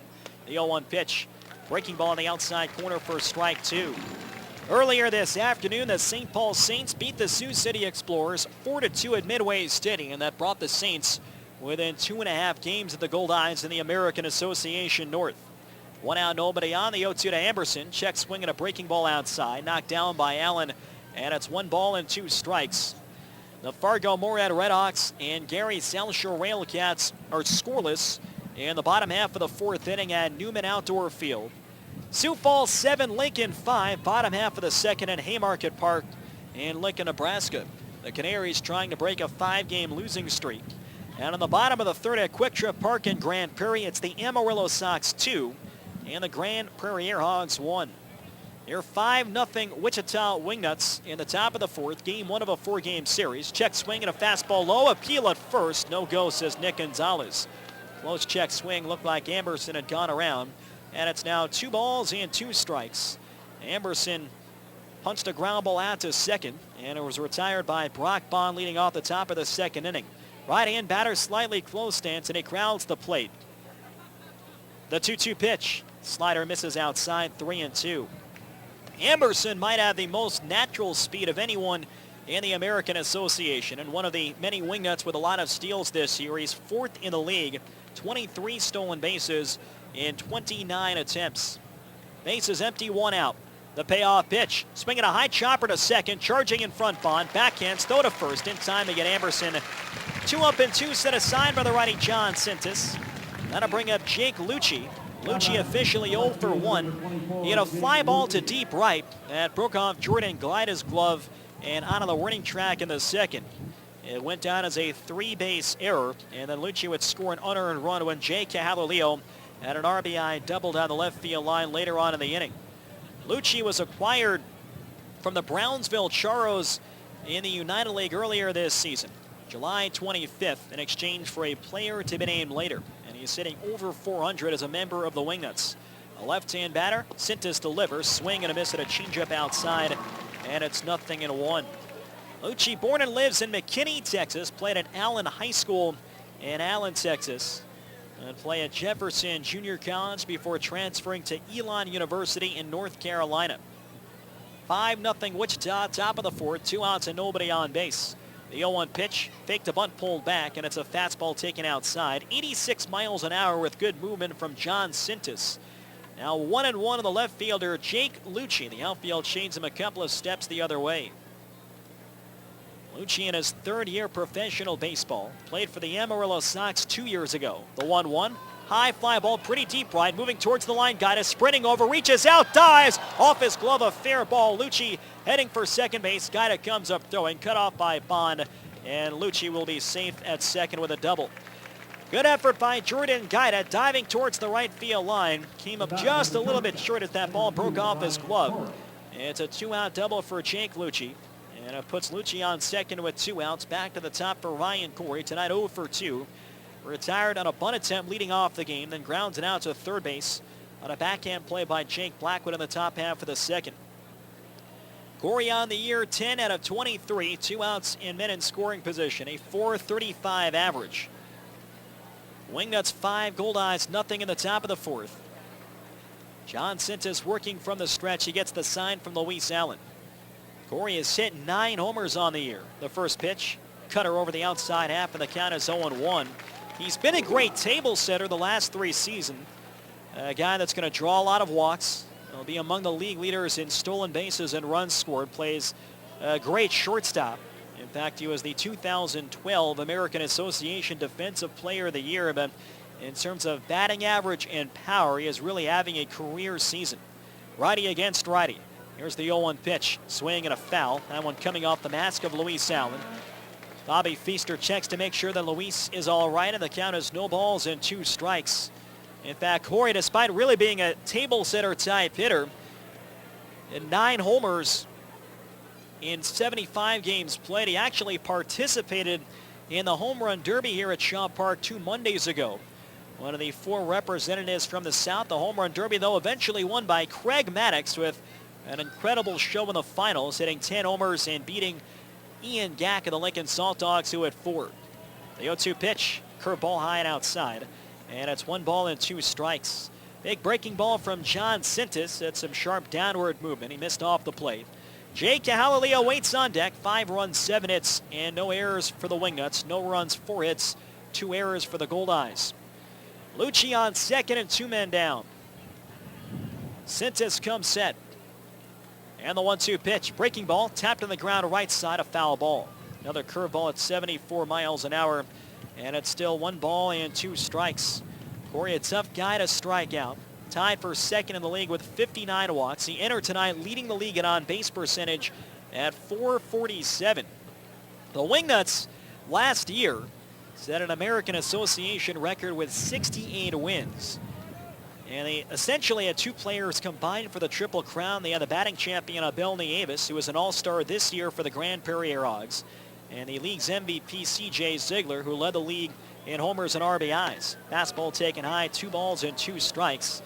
Both those players are gone. Nieves, as we mentioned, now with the Grand Prairie Airhogs. In fact, he was traded to acquire Patrick Mincy, who was later flipped a few weeks ago to get David Espinoza. Ziegler playing in the Atlantic League, and the Wingnuts also lost an all-star DH in John Rodriguez, and yet despite all those offensive losses, Wichita had a better pace than they were last year. Corey, it's a high fly towards the left field line. Moving to his right is Donnie Webb in a foul ground. Makes the catch as he crosses up the bullpen mound, and the inning is over. Second nice play of the inning by Donnie Webb.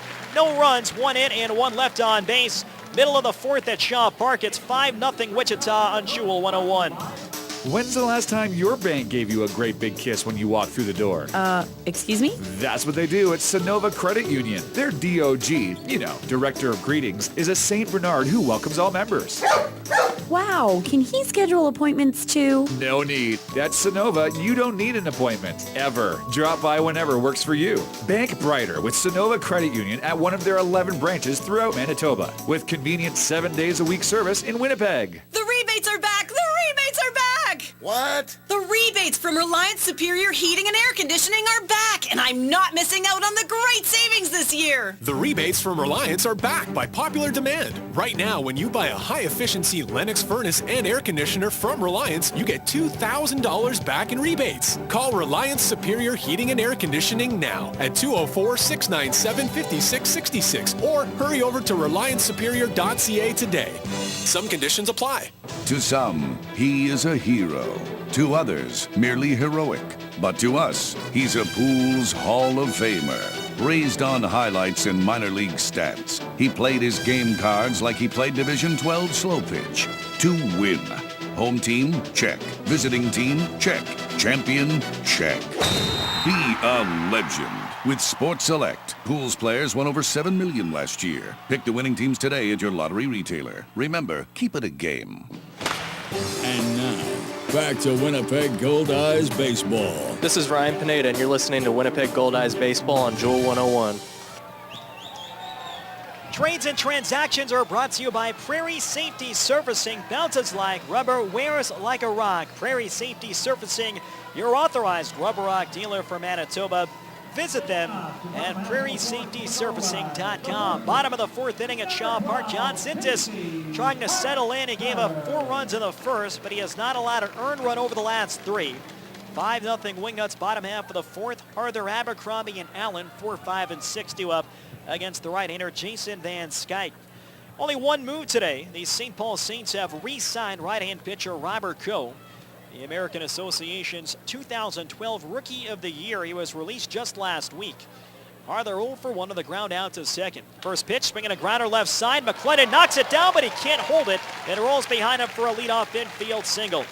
So for a third time in 4 innings, the Goldeyes put the leadoff hitter on base against Jason Van Skyke.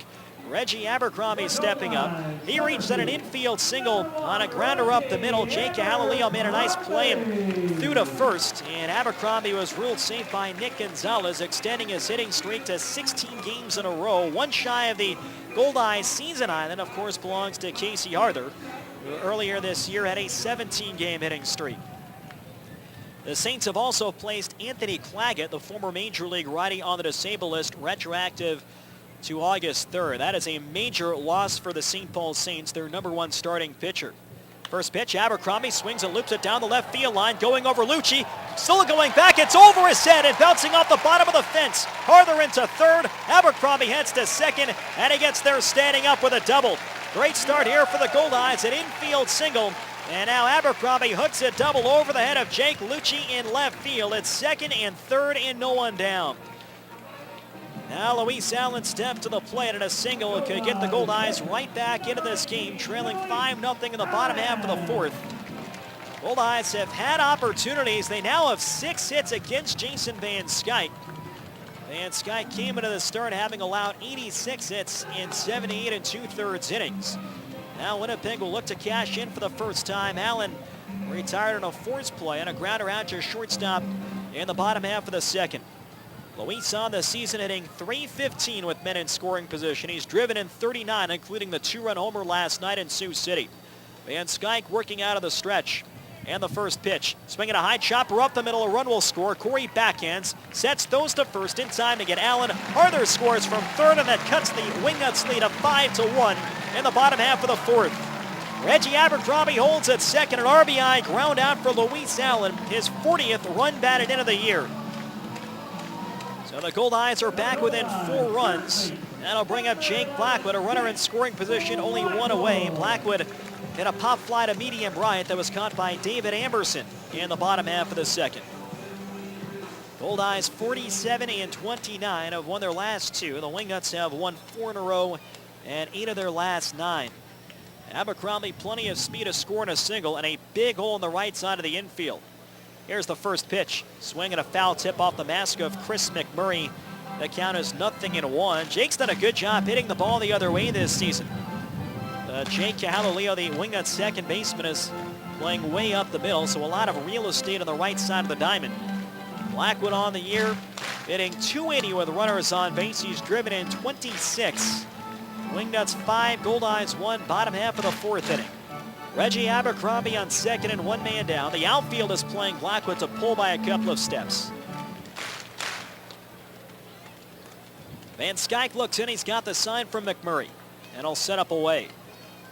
Here's the 0-1 pitch. Breaking ball over but low, and it's 1 ball and 1 strike. Sharp curve from Jason Van Skyke. Haven't seen that pitch much over the first 4 innings. It's mostly been the sinker and the cutter. Reggie Abercrombie with a double in this inning. He's on second base.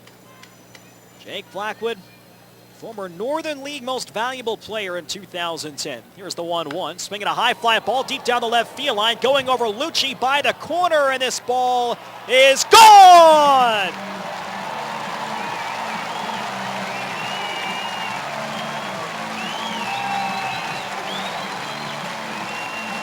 Jake Blackwood with a 2-run homer just inside the left field pole. And the Goldeyes cut the lead of 5-3 in the bottom half of the fourth inning. Blackwood hooked it down the left field line. And in the last second, third base umpire Joe Stegner pointed to his right for Jake Blackwood, his 5th home run of the season. And he picks up runs batted in, numbers 27 and 28. So Blackwood comes through in a big way. 3 on the board here for Winnipeg in the 4th. And now the Goldeyes only trail by 2. Jordan Guida stepping up, brought by Chris McFlendon his first time up 0 for 1, a right-hand batter. Van Skyke delivers. Cutter, high fly ball foul off to the right, and the count is 0-1. That home run from Jake Blackwood is brought to you by Home Run Sports. We've got you covered from prospect to pro. Our Home Run Sports home run winner is Guy Lanyon. Congratulations, Guy. Stop by Home Run Sports to pick up your $20 gift card. The 0-1 pitch. Fastball high and inside, and the count is 1 ball and 1 strike. Goldeyes fans can enter to win all season long by visiting Home Run Sports, located on Bishop Grandin, 1 block west of La Jamodier. Home Run Sports, get ready for your game. Cutter runs outside, and it's now 2 balls and 1 strike. So each team has hit a home run. Blackwood coming through with a 2-run shot down the left field line. And now the Goldeyes within the old bloop and a blast. Right-hand pitcher, right-hand batter. And Van Skyke will step back. Wants a new set of signs from Chris McMurray. For the Goldeyes, their 71st homer as a team this year. 2nd most in the league. The pitch, swinging a line shot towards the gap in right center. Long one for Anderson, going back, reaches, and he makes the catch. The wind blowing from right across to left knocked that ball down, and David Amberson, despite playing very shallow in right field, was able to run back into his right and catches that drive the other way from Jordan Guida. So Guida has been retired in a couple of nice plays tonight. First McClendon in the 2nd, and here Amberson in the 4th inning. 2 outs, nobody on for Ryan Pineda. Pineda was struck out on a foul tip in the bottom half of the 3rd. Wingnuts 5, Goldeyes 3, bottom half of the 4th. And Skyke glove beneath the eyes as he starts the windup. The pitch, fastball low and inside, 1 ball and 0 strikes. So the Goldeyes put up a crooked number of their own, 3 here in the bottom half of the 4th. And again, we're not even halfway through the game. Still plenty of time to come all the way back. The 1-0 pitch, fastball over the outside corner. And it's 1 ball and 1 strike. Luis Allen got Winnipeg on the board earlier in the inning with the RBI, ground out to short. And then Blackwood on a 1-1 count and a homer just fair inside the left field pole. The 1-1. Fastball low and outside, 2 balls and 1 strike. For Jason Van Skyke, it's the 7th home run that he's given up this season, tied for 2nd most on the Wingnuts staff. They've only given up 45 homers now as a team, among the fewest in the league, including the one here in this inning from Jake Blackwood. 2-1 on Ryan Pineda, the DH. Brock Bond on deck if Pineda can find a way to reach base. Van Skyke goes to the windup. Now the pitch. Hit foul off to the right side, and it's 2 balls and 2 strikes. 5 runs, 7 hits, no errors for Wichita. 3 runs, 7 hits, and 2 errors for Winnipeg. Goldeyes have allowed 1 unearned run. That came in the top half of the 2nd. 2-2 on Ryan Pineda, hitting .303 in the year against right-handed pitchers. Van Skyke deals. The 2-2 pitch. Line the other way. Base hit beyond the reach of Espinoza. Good opposite field swing by Ryan Pineda, and that'll bring the tying run to the plate. Brock Bond is 2 for 2, and he's hit the ball hard twice in the ground, steps up. That's the 8th hit of the ball game now for Winnipeg, 1 more than the Wingnuts have. An opposite field liner from Ryan Pineda. Brock Bond 2 for 2. A single through the right side in the 1st, and a single up the middle in the 3rd. Ryan Pineda 5 of 6 in stolen bases, held by David Espinoza at first base. Van Skyke off the first base side of the rubber. Jake Cahalileo cheating in the hole on the right side of the infield against the left-hand batter Brock Bond. And the pitch. Breaking ball misses inside. 1 ball and 0 strikes. So Van Skyke here in the fourth trying to incorporate that big curveball a little bit more. John Sintis starting to settle in after allowing the fourth spot in the first. Now hoping to keep the Goldeyes within reach. 1 on, 2 out. We're in the bottom of the fourth inning. Outfield plays Bond a step the other way. The 1-0 pitch on the outside corner. Good fastball at the knees. It's 1 ball and 1 strike.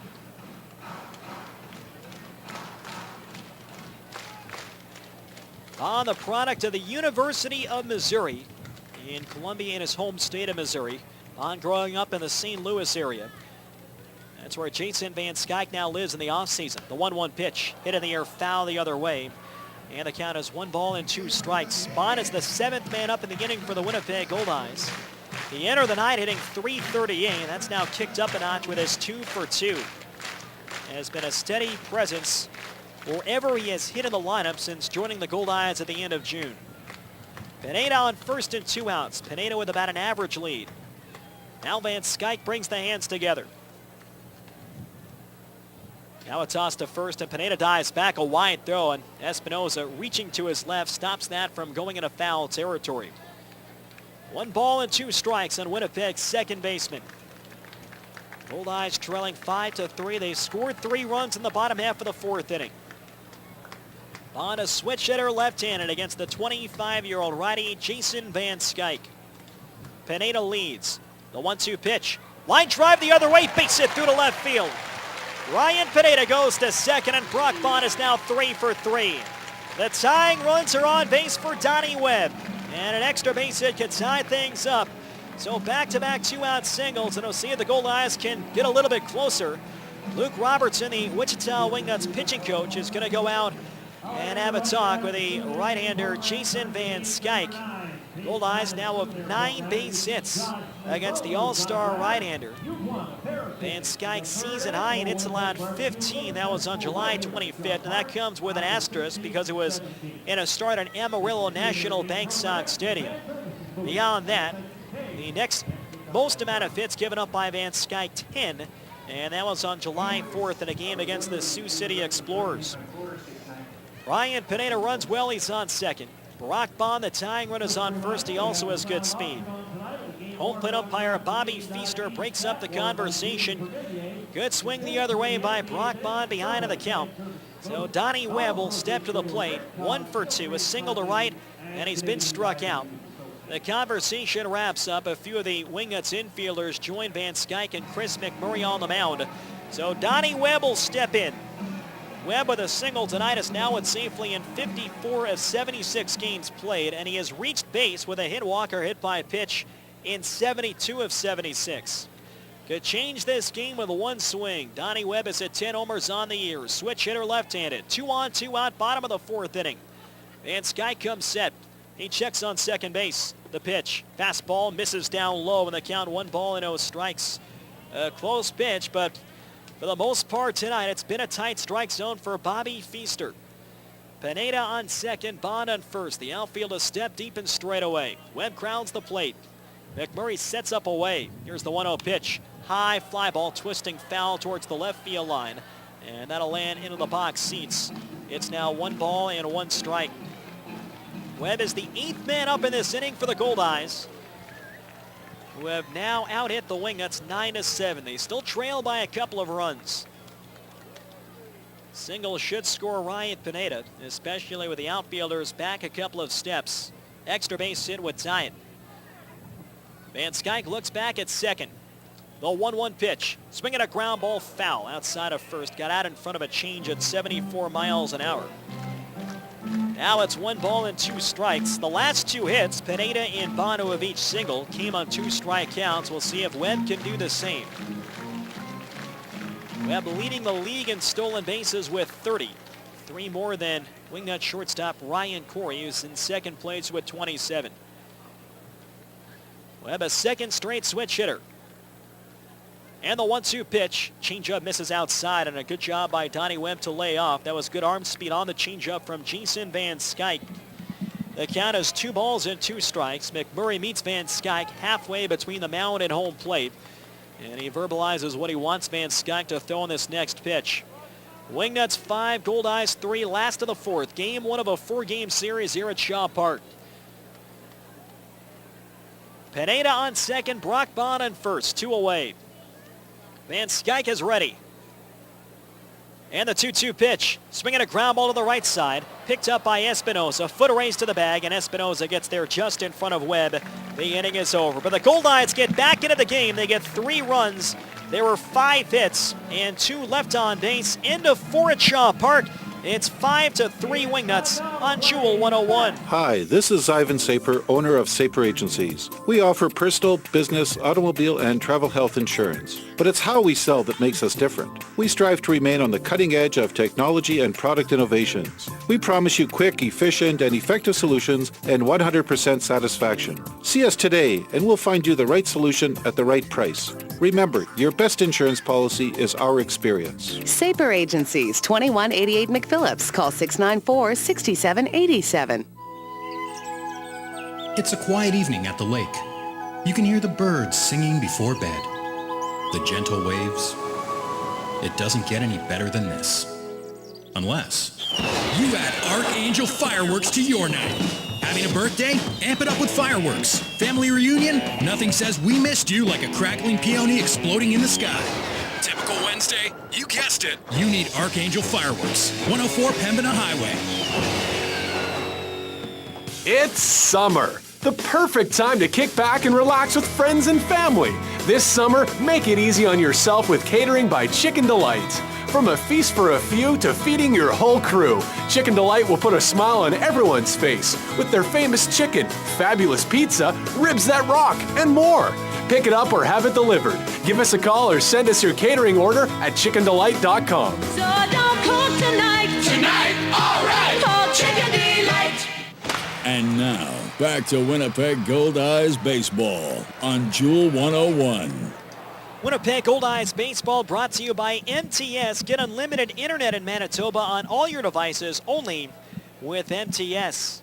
Big inning here for John Sintis and the Goldeyes. Winnipeg just got on the board 3 in the bottom of the 4th, and now they only trail by 2. It's 5-3 Wingnuts, and the big bats coming up for the visitors.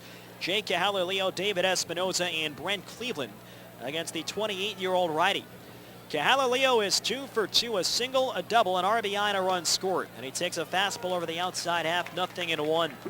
Tonight's trivia question brought to you by the Place Louis Riel Suite Hotel in downtown Winnipeg. Place Louis Riel, specializing in spacious executive suites. The 0-1 pitch. Slider misses outside, 1 ball and 1 strike. Goldeyes do have a left-hander warming up in the bullpen. Remember, Sintis is working on 3 days of rest after having a manageable pitch count over 3 1/3 on Sunday. The 1-1 of Cahalileo. Breaking ball on the outside corner. Great slider by John Sintis, maybe the best one he's thrown tonight. And he works in front of ball and 2 strikes. Taylor Bratton is the left-hander warming up down the left field line for Winnipeg. From the windup, here's the 1-2 pitch. Line shot towards left center field. Sprinting over to his right, Abercrombie, that's in for a base hit. Abercrombie bare hands fires to second, and Cahalileo stays at first with a leadoff single. Runner on first and no one down. That'll bring up David Espinoza. He's 1 for 2 with a single, a run scored, and a strikeout. 1 of 2 recorded in the game tonight by John Sintis. Our question tonight: the Goldeyes swept the Wichita Wingnuts in the 2012 American Association Championship Series. They finished off the sweep in Game 3, September 14th of 2012. Who caught the final out of that series? Call the Jewel 101 studio at 204-943-5250 with your answer for a chance to win a pair of tickets to an upcoming Goldeyes game. First pitch, Espinoza shows bunt and pulls back, and the count is 1 ball and no strikes. Kevin Hooper flashing out signs at third. We'll have the correct answer later on tonight. Jay Cahalileo with excellent speed is on first with no one down. Cahalileo 16 of 19 in stolen bases. He's held by Casey Harther. Espinoza switch hitter left-handed. Changeup on the outside corner, and it's 1 ball and 1 strike. Another set of signs over at third base. The Wingnuts may be the most aggressive team in the league in terms of putting guys in motion. Now, obviously, they lead the league with 130 steals, but they may hit and run more than any other team, and that includes the Gary South Shore Railcats. And they certainly have a lot of personnel to do that up and down the lineup this year. Tossed to first, Cahalileo dives back with that attack from Casey Harther. It was a bit of a lower throw from Sintis, but Harther was able to reach forward and scoop it out.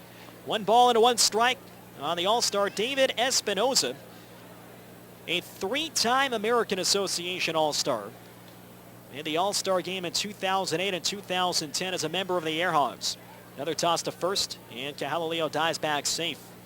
On deck is Brent Cleveland. Taylor Bratton continues his warm-up tosses, perhaps with an eye towards Carlo Testa, who has 3 batters away. 5 runs, 8 hits, no errors for the Wingnuts. 3 runs, 9 hits, and 2 errors for the Goldeyes. 1 on, nobody out, top of the 5th inning. Blackwood playing even with the bag at third and off the line. The middle infielders are back. Now a toss to first, and Cahalileo is just back safe. So the Goldeyes doing a good job to keep Jake Cahalileo honest over at first. Outfield playing deep in a step the other way. Espinoza, if you remember, hit a 2-run homer. A solo homer leading off the 6th inning of the All-Star game a couple Tuesdays ago here at Shaw Park. Hit it from the right side of the plate. The 1-1. Fastball just outside. Good pitch. And it's now 2 balls and 1 strike. Sintis now at 72 pitches over 4+ innings. Again, a manageable pitch count at this point in the game. Bratton is just about ready if needed. 1 on and nobody out. Goldeyes within a couple of runs after scoring 3 in the 4th, highlighted by Jake Blackwood's 2-run home run. 2-1 pitch. That's taken low and outside. 3 balls and 1 strike. Brent Cleveland on deck, and then Carlo Testa in the hole. Wingnuts got 4 in the 1st. Out of the unearned run in the 2nd, before the Goldeyes got on the board with 3 in the 4th. 3-1 on Espinoza came in at .286. Tonight playing in his 13th game since the trade to Wichita. Cahalileo with an average lead at first base. Runner goes, 3-1 pitch, and it's low for ball 4. So Cahalileo advances to second. And that's the first walk issued by John Sintis, not only tonight, but in his 2 starts. As a member of the Goldeyes, has done a good job throwing strikes. Now a jam here, 1st and 2nd, nobody out, and a very dangerous hitter coming up in Brent Cleveland. Cleveland, an RBI single and a run scored in the 1st. He flied out to deep center in the top half of the 3rd. Wingnuts also a team that is not afraid to double steal. Jake Cahalileo, the runner on second. David Espinoza on first. Both have very good speed. Espinoza 10 out of 12 in steals this season. Cleveland a right-hand batter. Air of the night tied for 3rd in the league and hitting at .357. Goldeyes hoping for something on the ground to try and turn 2. The first pitch. Slider misses just outside and low, and it's 1 ball and 0 strikes. So we'll see if this is Sintis' final batter with Taylor Bratton ready to go in the bullpen, and a dangerous lefty on deck in Carlo Testa. Cahalileo on second, Espinoza on first. Infield shifted to the left against Brent Cleveland. Swinging a chopper towards third. It's a foul ball just beyond the reach of Jake Blackwood, and the count 1 ball and 1 strike. Loud contact from the former Major League center fielder. Brent Cleveland, a 2nd-round draft pick by the Detroit Tigers in 2002 out of Westwood High School in Austin, Texas. He and his wife Amanda recently celebrated the birth of their first child, Brady Cleveland. Right now in his 13th year of professional baseball, a former minor league MVP. He was the most valuable player in the Florida State League in 2005. And the following year would make his major league debut with the Detroit Tigers. On second, Jake Cahalileo. David Espinoza on first with nobody out. 5-3 Wingnuts. We're in the top half of the 5th, game 1 of a 4-game series. John Sintis off the third base side of the rubber. He's got the sign from Luis Allen. The 1-1 pitch. Outside, off the mid of Allen. It's going to go to the backstop. Taking third, Cahalileo, and Espinoza moves up to second. It'll be scored a wild pitch on the right-hander, John Sintis. So now a 2 ball and 1 strike count. And the sacrifice flies in order with the runner on third and no one down here in the top half of the 5th inning. 2-1 on Brent Cleveland, a .294 hitter this year with men in scoring position. Sintis just under 80 pitches right now. Trying to keep the Goldeyes within this game, not quite halfway through. Bratton stays loose down the left field line. Righty against righty, Cleveland crowds the plate. He has great power to all fields. Also participated in the home run derby here at Shaw Park. The 2-1 pitch. Curveball just outside. Good pitch by John Sintis, and couldn't get the call from Bobby Feaster. So now it's 3-1 on Brent Cleveland. A base is open at first. And now it looks like the next pitch will be an intentional ball 4, so that'll load things up with no one down. Rick Forney pops out of the dugout. It officially goes down as an intentional walk. And it looks like Taylor Bratton will be coming into the game. So John Sintes gave the Goldeyes a chance pitching on 3 days of rest. Winnipeg still shuffling the rotation after Chris Salamita was scratched yesterday. It is bases loaded and no one down. We'll take a break and tell you about the new pitcher after this on Jewel 101. Here's the pitch, and oh, my goodness, a line drive right into Martin's face. It just smashed his glasses. He's standing up again. But boy, those glasses are toast. Well, I bet he's glad he's covered by Manitoba Blue Cross. Just like sports, life can throw you a curveball. And while provincial health care doesn't cover glasses or all prescription drugs, Manitoba Blue Cross has coverage options to keep you in the game. Manitoba Blue Cross, the color of caring. Visit mb.bluecross.ca to find out more. You have a mission. Make summer yours. Master the lawn, own the barbecue, and make the yard into your own private kingdom. And you'll find everything you need to complete this mission at Rona, your destination for all home improvement and renovation needs. Building materials, barbecues, lawnmowers, patio furniture. The only thing you need is imagination and a little know-how. And if you need help in that department, the experts at Rona are available to give you the best tips on your home improvement projects. Rona Home and Garden. What's your next project? Visit Rona.ca. Princess Auto is for the real men. Men who like to get their hands dirty. Men who like to work from the ground up and use the best tools and equipment for the job. Real do-it-yourself men who know an air filter from a fuel pump. Men who walk into Princess Auto and feel like a kid in a candy store. Princess Auto. Everything a man needs to get the job done right. A unique world of equipment, tools, and more. Visit princessauto.com for sales, specials, and more. And now, back to Winnipeg Goldeyes baseball on Jewel 101. This pitching change is brought to you by Johnson Waste Management. Call 452-0909. Rookie left-hander Taylor Bratton takes over in a tight spot. Bases loaded, nobody out. The Goldeyes just scored 3 in the 4th to get within 2 runs. Wingnuts threatening to re-extend their lead with all-star left-hand bat Carlo Testa coming to the plate. Taylor Bratton makes his 7th appearance of the year, all in relief. 0-0 with no saves, a 1.13 ERA. 8 innings pitched, 6 hits, 3 walks, 3 strikeouts. Opponents hitting .207 against Taylor Bratton. 6'2", 190 pounds, a 23-year-old left-hander, a Canadian native from Oakville, Ontario. Jake Jahalilio is on third base. David Espinoza on second.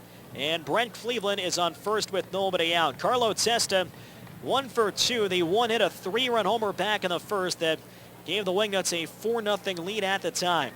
Testa hitting .340 against left-hand pitching this year. Bratton delivers. Fastball taken high and in. And the count is 1 ball and 0 strikes. John Sintes, 4+ innings, 5 runs, 4 earned, 8 hits, 2 walks, 1 of which was intentional, 2 strikeouts, and he threw 79 pitches. The corner is in, middle infield back. Bratton ready. Here's the 1-0 pitch. Last foul deep into the seats. That'll actually find its way into the concourse level and out of play. And the count is 1 ball and 1 strike. Late swing by Carlo Testa and the fastball in. Taylor Bratton last pitched on Sunday against the Sioux City Explorers. He worked 2 1/3 scoreless in relief. His longest outing of the year. He struck out 3. Goldeyes would lose in that game by a final of 10-3. They would lose 8-0 the following night, but won the final 2 of that series to gain a split. The 1-1 pitch, swing and a miss. Handcuffed him with a fastball in. Big pitch by Bratton. He works in front of Testa. 1 ball and 2 strikes. Testa 263 in the year with men in scoring position. Cahalilio on third base. Espinoza on second. Cleveland on first, nobody out. Wingnuts with a 5-3 lead in the top of the 5th. All 3 runners, the responsibility of the starting pitcher, John Sintes. Left-hand pitcher, left-hand batter. Bratton will love a strikeout in this spot. Here's the 1-2 pitch. Slider misses outside. It's 2-2. Right-hand batter on deck and Chris McMurray. So Bratton trying to work his way through a tough spot here on the top of the 5th inning. Blackwood at third base and Harther at first, ready to come home in a ground ball. Testa, big slugging left-hand batter, but he runs well. The 2-2 pitch, breaking ball just inside. Slow curveball at 66 miles an hour. Thought it might have wrapped around the inside corner. So now it's 3 balls and 2 strikes. Testa struck out 58 times this year in 75 games, a manageable number for a guy with a lot of power. Base is full and nobody out.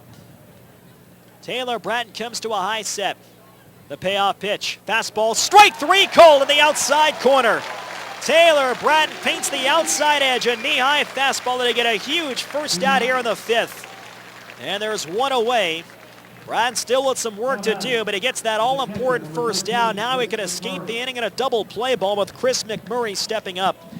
McMurray singled in the first, was doubled off. Then he got robbed by Tyler Kuhn and a grounder in the hole in the top half of the 3rd.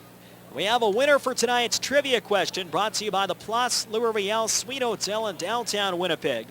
Congratulations to Mary McKee of St. Vital, who knew that Josh Mazzola caught the final out of the 2012 American Association Championship Series, a 3-game sweep and the Goldeyes' 2nd title in franchise history. First pitch and a high fly to left field, pretty deep. Back goes Webb into the wind. He's looking up and it's gone. Chris McMurray with a grand slam homer over the left field fence. And just like that, the Wingnuts extend their lead at 9-3 in the top half of the 5th inning. For McMurray, his 5th home run of the year. He has now reached 50 runs batted in.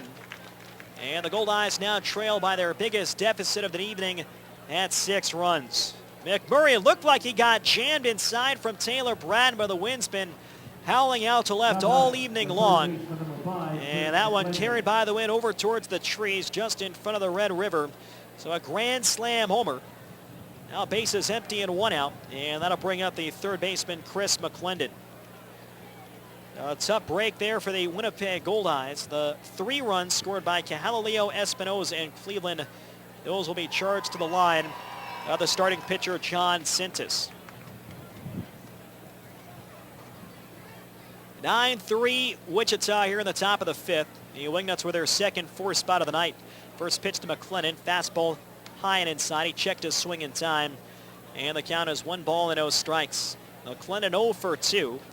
Line into a double play at shortstop in the 1st. Then he got robbed by a sliding Donnie Webb in the top of the 4th. Fastball taken high and inside, and the count goes to 2 balls and 0 strikes. So a grand slam and a 3-run homer have helped the Wingnuts account for 7 of their 9 runs. The 2-0 pitch over the outside edge for a strike, 2-1. So the line closed in John Sintis. 4+ innings, 8 runs, 7 earned. 8 hits, 2 walks, 2 strikeouts, 79 pitches, working on 3 days of rest. The 2-1 to McClendon on the outside corner, and the count is 2 balls and 2 strikes. David Amberson assured an at-bat here in the 5th, waiting on deck. It's now 9 runs, 9 hits, and no errors for Wichita. 3 runs, 9 hits, and 2 errors for Winnipeg. Bratton's 2-2, swinging a ground ball to the right side, reaching down Bonnie Fields. Throw to first in time to get McClendon. Nice play by Brock Bond on the short hop, and it's 2 outs and nobody on base. David Amberson now stepping up. Amberson 0 for 2. He has twice grounded out to 2nd. Winnipeg Goldeyes Baseball is brought to you by MTS. Get unlimited internet in Manitoba on all your devices only with MTS. Amberson, a right-hand batter.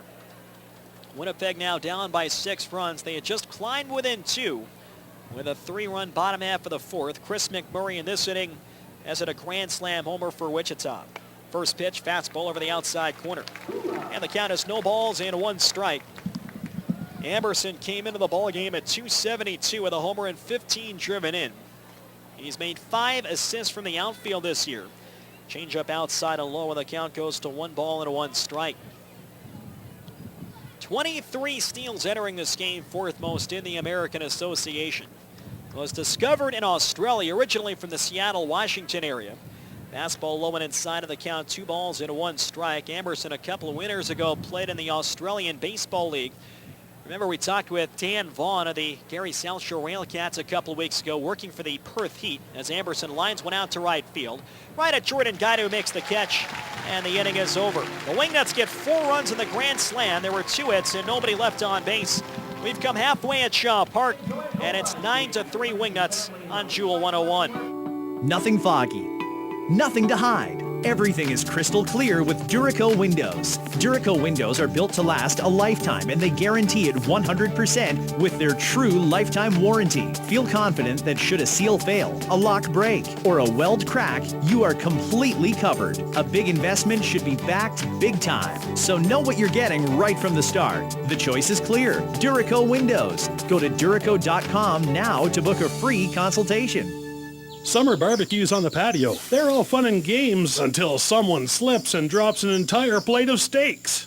No! Prairie Safety Surfacing can help keep your family and steaks safe all year round with Rubber Rock, the original rubber safety surfacing in North America since 1983. Prairie Safety Surfacing mix and pour Rubber Rock on site to create a seamless, non-skid finish on your patio, driveway, pool deck, and more. Trust the original Rubber Rock. Bounces like rubber, wears like rock. Learn more at prairiesafetysurfacing.com.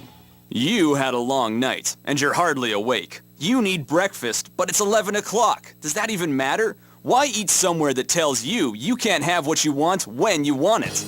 Just go to Robin's anytime for their Breckwich, made with everything you want, like egg, tantalizing ham, perfect bacon, delicious sausage, and of course melt-in-your-mouth cheese that you can enjoy on a croissant bun, wrap, or bagel. Served all day. Only from your hometown hero, Robin's. Fast, fresh, and friendly. And now, back to Winnipeg Goldeyes Baseball. This is Ethan Hollingsworth, and you're listening to Winnipeg Goldeyes Baseball on Jewel 101. Help support the Winnipeg Goldeyes Field of Dreams Foundation with a Case for Kids program. All you have to do is pledge an amount that you will donate towards the Field of Dreams Foundation every time a Goldeyes pitcher records a home strikeout during the 2014 season. You can fill out a pledge form at goldeyes.com or the fan services booth at Shaw Park. At the end of this season, we'll add up all the Goldeyes strikeouts, and the Field of Dreams Foundation will send you an invoice, or if you wish, we can charge your credit card for the amount pledged. For more information about the Case for Kids program, visit goldeyes.com. Tyler Kuhn takes a fastball high and outside, 1 ball and 0 strikes. Kuhn, Harther, and Abercrombie 3, 4, and 5 due up for the home team. Fastball over the inside half, and it's 1-1. The Wingnuts have extended their lead to 9-3 following a grand slam homer from Chris McMurray in the top half of this inning. Kuhn 0 for 2, a left-hand batter. And the 1-1 pitch. Fastball misses low and outside. And the count is 2 balls and 1 strike.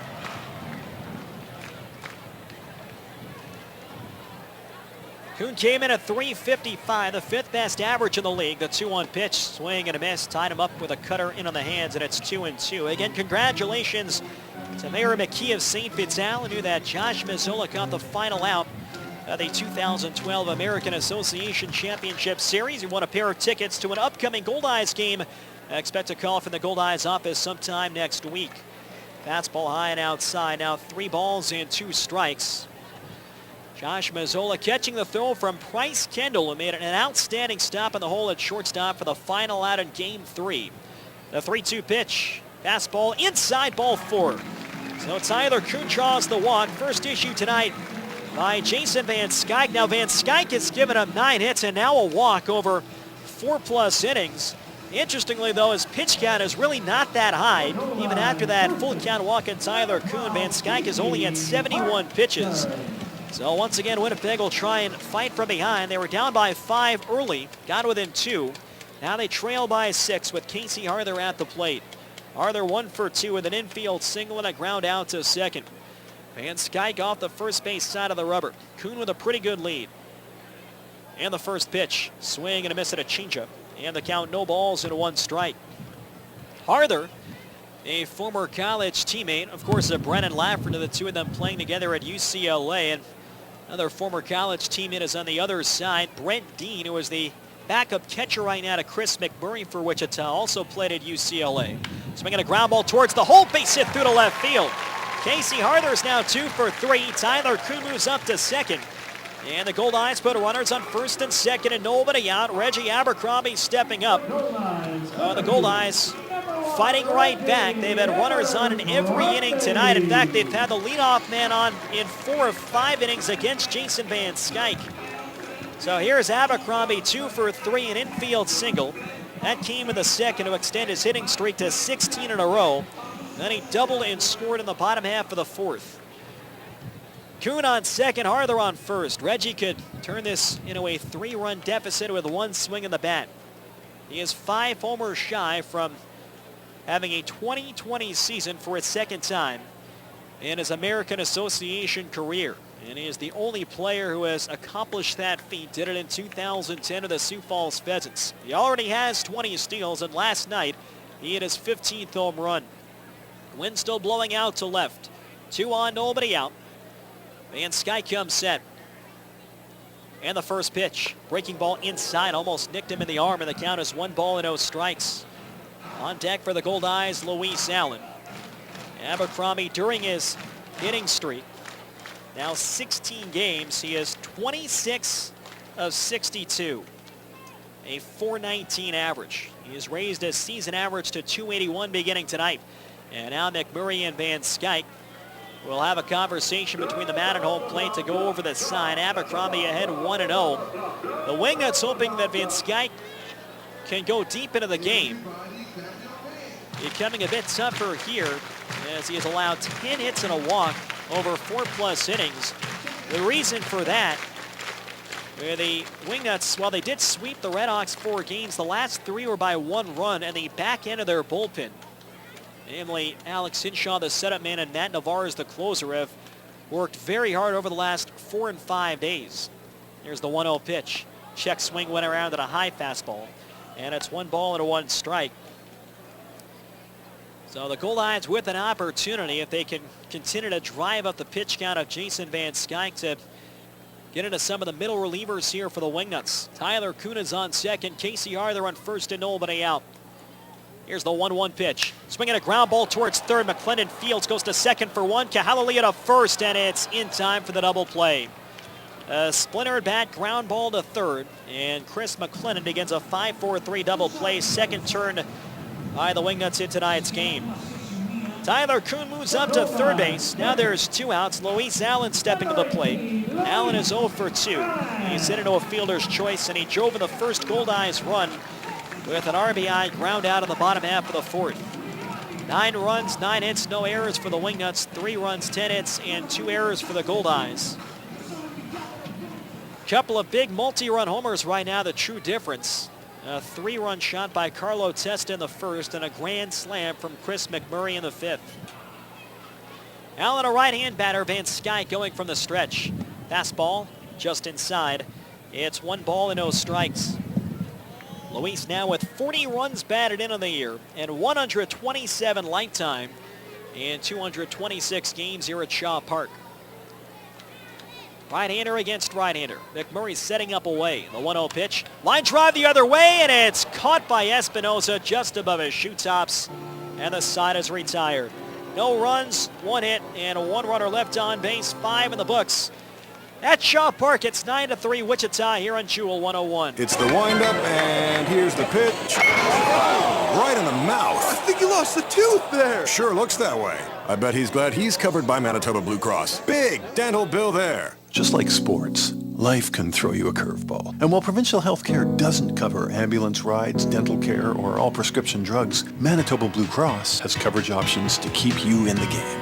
Manitoba Blue Cross, the color of caring. Visit mb.bluecross.ca to find out more. There's no feeling like escaping to the lake and catching a few fish. And Pro-Am Tackle has everything to make a fishing trip perfect. Rods, reels, tackle, trolling motors, even live tackle year-round, and much more. Plus, the guys at Pro-Am Tackle are local, know their stuff, and the best fishing spots. Oh, hold on. Hello? Jim? That you waving from the canoe down the lake? Let me send you a selfie with the fish I just caught. I loves me some nature. Pro-Am Tackle, 1094 Nairn, or follow them on Facebook and Instagram. And now, back to Winnipeg Goldeyes Baseball. This is left-hand pitcher Brendan Lafferty, and you're listening to Winnipeg Goldeyes Baseball on Jewel 101. Top of the 6th inning at Shaw Park, 9-3 in favor of the Wichita Wingnuts. Taylor Bratton goes out for a second inning of work. They'll take a 9-1-2. Jake Lucci, Ryan Corey, and Jake Kahaule-Leo. Wingnuts re-extended the lead with a grand slam homer from Chris McMurray in the top half of the 5th. Goldeyes this week is brought to you by Boston Pizza. After the game, you can have any of our more than 100 delicious Boston Pizza menu items delivered to your door Call 925-4111 or do some finger cooking at bostonpizza.com. Tomorrow evening, August 8th, the 7 o'clock start, game 2 of this series presented by Cub Bread. Black Saddle performs on the Free Press stage beginning at 6 o'clock. Saturday will be a 6 p.m. start against the Wichita Wingnuts. And at 5 p.m., Pop Vegas will be on the Free Press stage on the Shaw Park Promenade. The series wraps up Sunday afternoon at 1:30. Library Day presented by the Winnipeg Public Library. Fans can win great prizes, and the first 4,500 in attendance receive a Goldie and Goldette bookmark courtesy of the Winnipeg Public Library. Jake Lucci 1 for 2 with a double, and a run scored after reaching on an error in the second, stepping to the plate. Takes a first pitch fastball for a strike, 0-1. Bratton delivers, and it's a slider taken outside. 1 ball and 1 strike. Lucci, a left-handed batter. 3 for 10 against lefties in his brief time with the Wingnuts. Fastball, it's on the outside corner. 1 ball and 2 strikes.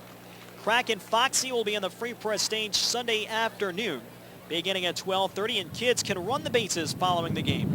Monday is an off day, then Tuesday, August 12th, big series against the second-place St. Paul Saints. That begins at 7 o'clock. 1-2 pitch. Breaking ball outside, and the count is now 2-2 in the left fielder, Jake Lucci. We'll have post-game fireworks on Tuesday evening presented by Ranger Insurance. Fans can enter to win an Alumacraft boat, and the Rockets will be on the Free Press stage at 6. Fastball runs outside, 3 balls and 2 strikes. Ryan Corey, the leadoff man, waiting on deck. Wednesday, August 13th, a 7 o'clock start. Country night. Wear your best country outfit to win great prizes. Bratton's 3-2 pitch. Just inside, ball 4. Missed a little bit high, a leadoff walk. And Lucci is on base for Lucci's 4th walk in 12 games with the Wingnuts. Back to the top for Ryan Corey, 0 for 3. Was retired on a bunt attempt in the first, grounded a third in the second, and a foul fly ball caught by Donnie Webb in the top of the 4th. The series concludes on Thursday, August 14th at 7 o'clock against St. Paul. Turkey night presented by Granny's Poultry. Fans can enjoy a barbecue turkey breast with Danny's barbecue sauce served on a bun with a soda for just $5. Proceeds going to the Winnipeg Goldeyes Field of Dreams Foundation. First pitch to Ryan Corey. Fastball over the outside corner at the knees. It's no balls and 1 strike. Big Slick will be on the Free Press stage beginning at 6 o'clock, and we'll have a 9-inning turkey giveaway presented by Granny's Poultry. The 0-1. Changeup misses down low. It's 1 ball and 1 strike.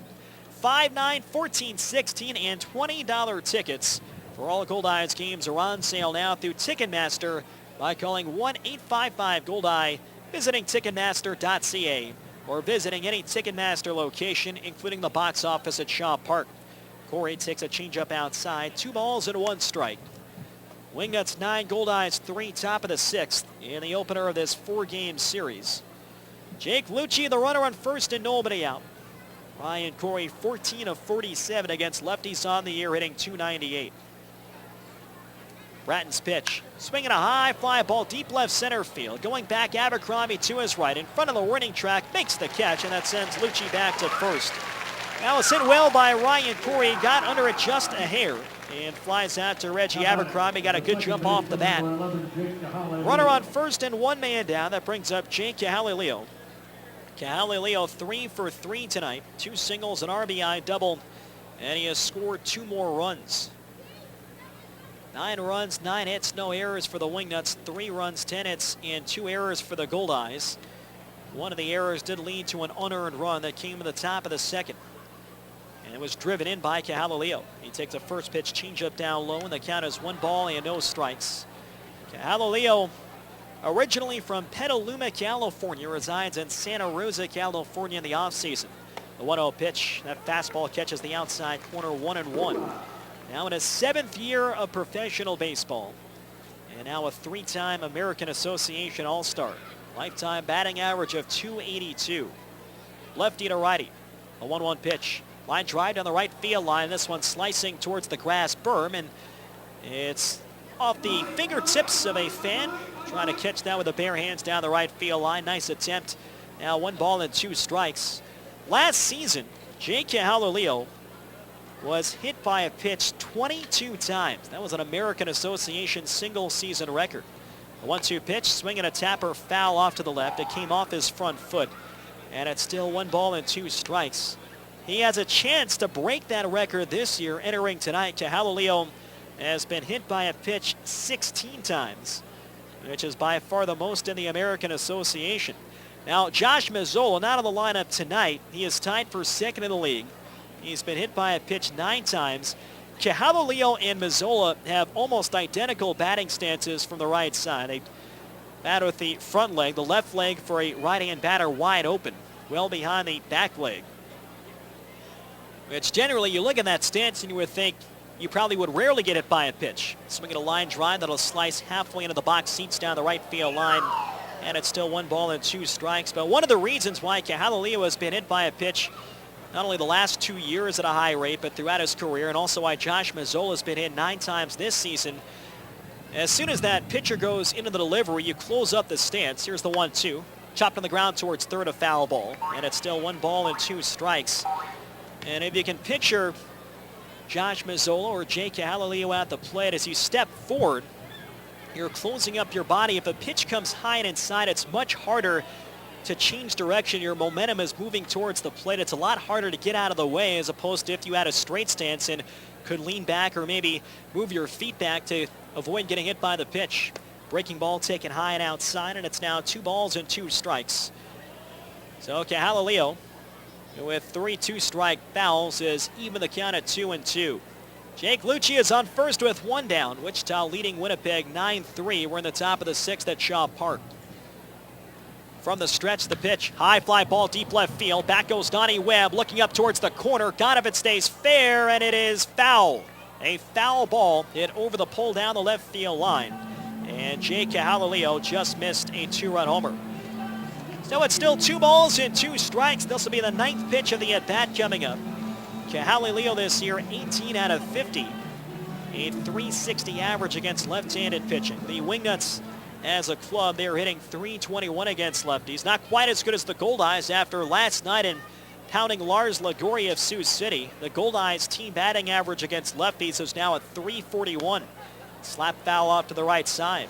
And Cahalalio will now see a 10th pitch from Taylor Bratton in the top of the 6th. Goldeyes down by 6 runs. Runner on first and 1 away. Tomorrow evening at 7:05, Winnipeg is to be announced with a starting pitcher. The Wingnuts go with righty Justin Klipp. Swinging a ground ball to third. It's gloved by Blackwood. Goes to second for 1. Bond to first, and it's not in time. Cahalalio just beat it out.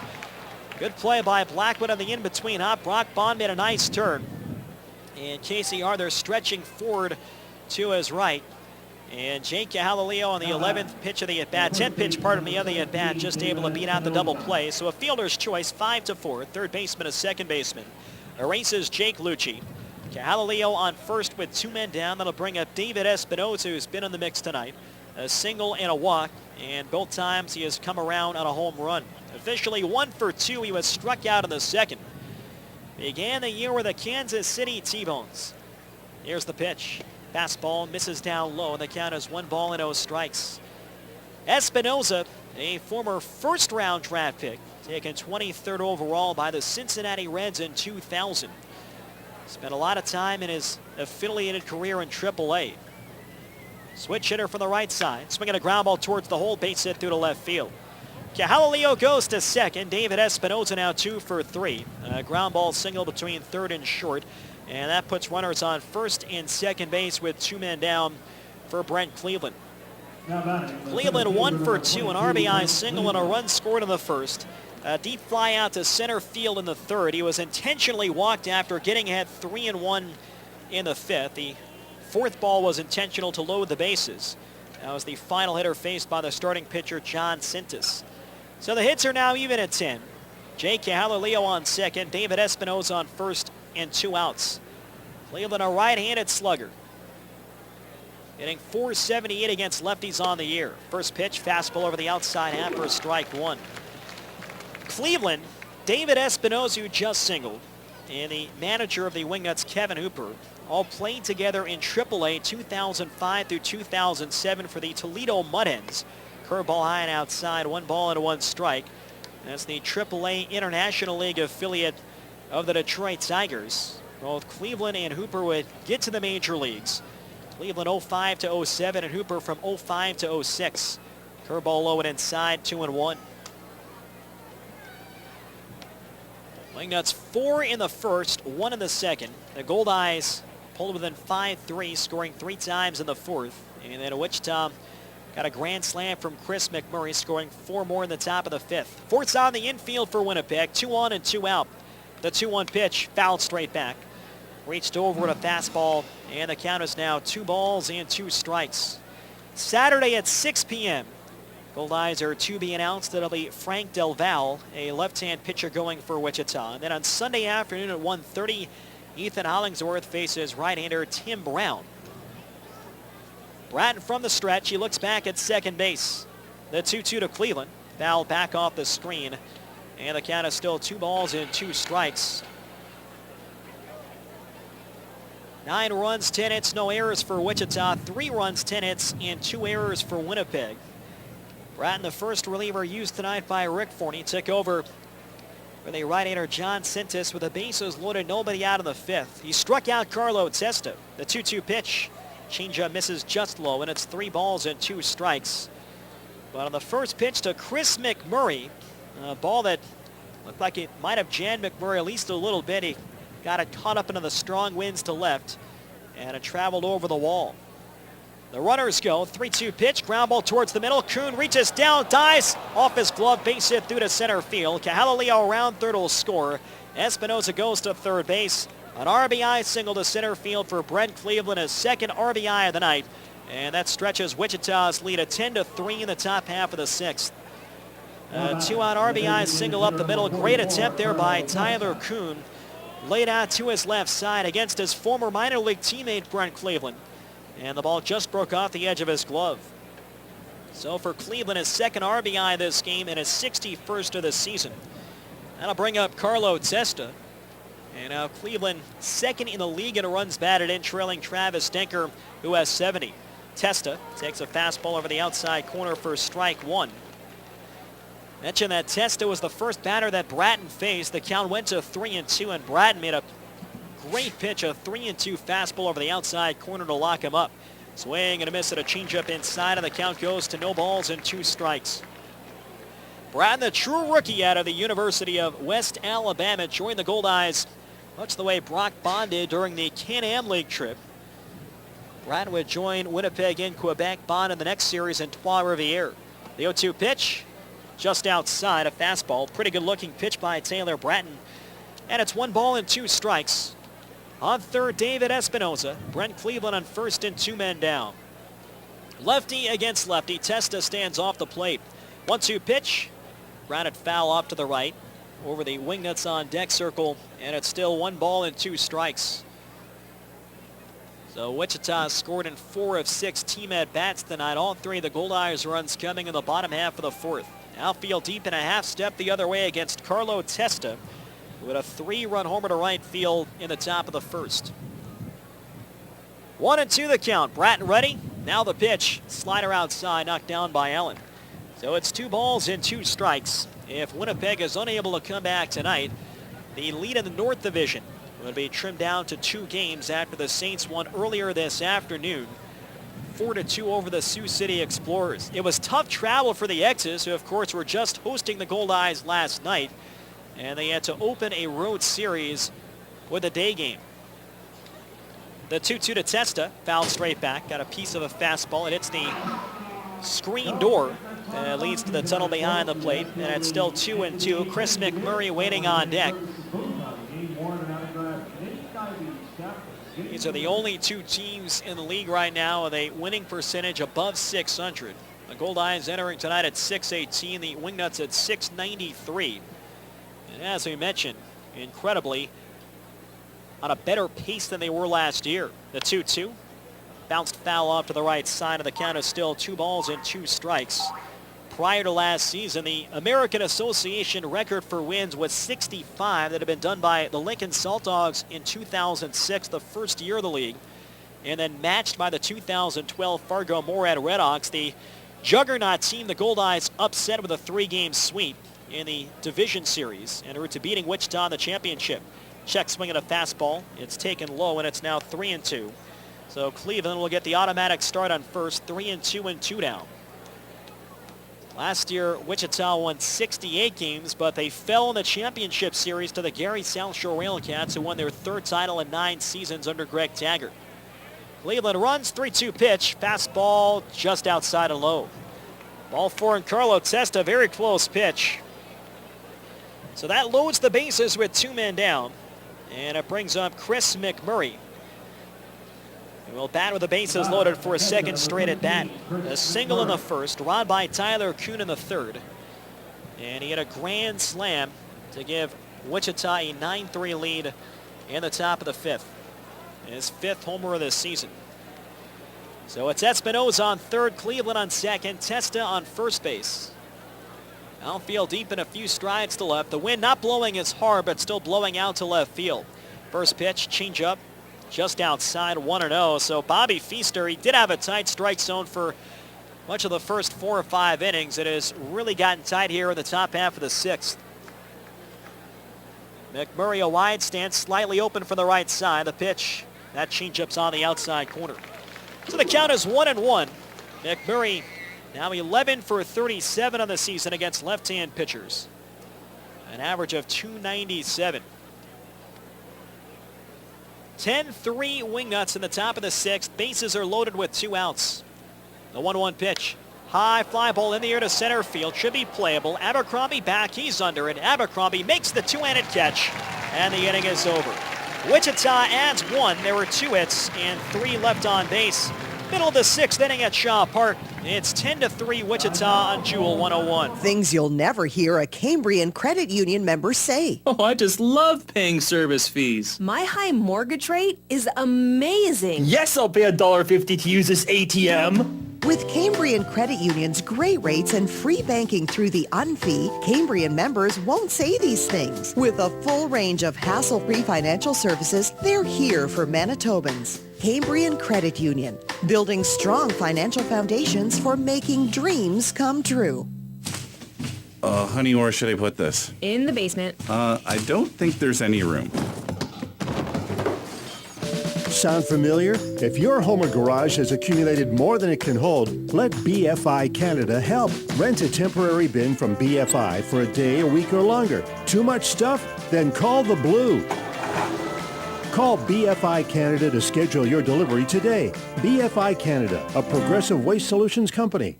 Cheers to the NSA slow pitch team whose uniforms are not uniform at all. Cheers to the times where more prep goes into playing after the game than playing in it. Cheers to the team who carries the cooler to the bench first and then maybe goes back to the van for the bats, balls, and gloves. Cheers from the Bud family, Budweiser, Bud Light, and Bud Light Lime. Proud sponsors of your Winnipeg Goldeyes and every NSA slow pitch team in Winnipeg. Go get 'em! And now, back to Winnipeg Goldeyes baseball. This is outfielder Donnie Webb, and you're listening to Winnipeg Goldeyes baseball on Jewel 101. The Winnipeg Goldeyes are asking fans to help with its annual school supplies drive to help thousands of Winnipeg area students by bringing basic school supplies to any Goldeyes home game during the month of August. Special Tools for School collection bins will be located at every ballpark entrance. The Tools for School campaign hopes to guarantee that all children have access to the resources they need to further their education. The Winnipeg Goldeyes and Staples have partnered with Winnipeg Harvest for a 9th consecutive year for the Tools for School campaign. Staples staff will be on hand at the Goldeyes home game on Thursday, August 21st to collect your school supplies and cash donations for Winnipeg Harvest. 10-3 in favor of the Wingnuts. We're in the bottom half of the 6th inning. Wichita adding a 2-out run on an RBI single for Brent Cleveland. So Winnipeg will once again look to try and chip away here. 4 team at-bats left. Blackwood, Gaida, and Pineda coming up 7, 8, and 9. Blackwood 1 for 2. He got the Goldeyes within 2 with a 2-run homer down the left field line in the 4th. It was just fair inside the pole. Jason Van Skyke going out for a 6th inning of work. Cutter taken outside, 1 ball and 0 strikes. And Van Skyke has given up 10 hits and a walk over 5 innings. That was only his 79th pitch. The right-hander going from the windup. Here's the 1-0 to Blackwood. Swinging a high fly ball towards the right field line, moving over Emerson to his left, and that ball's going to land just outside of play and then bounce over the Wingnuts bullpen, down the right field side. 1 ball and 1 strike. Blackwood has also flied out to right field. The 2-run homer capped off a 3-run inning, and it got Winnipeg within 5-3, but in the very next half inning, that's when Chris McMurray hit the grand slam.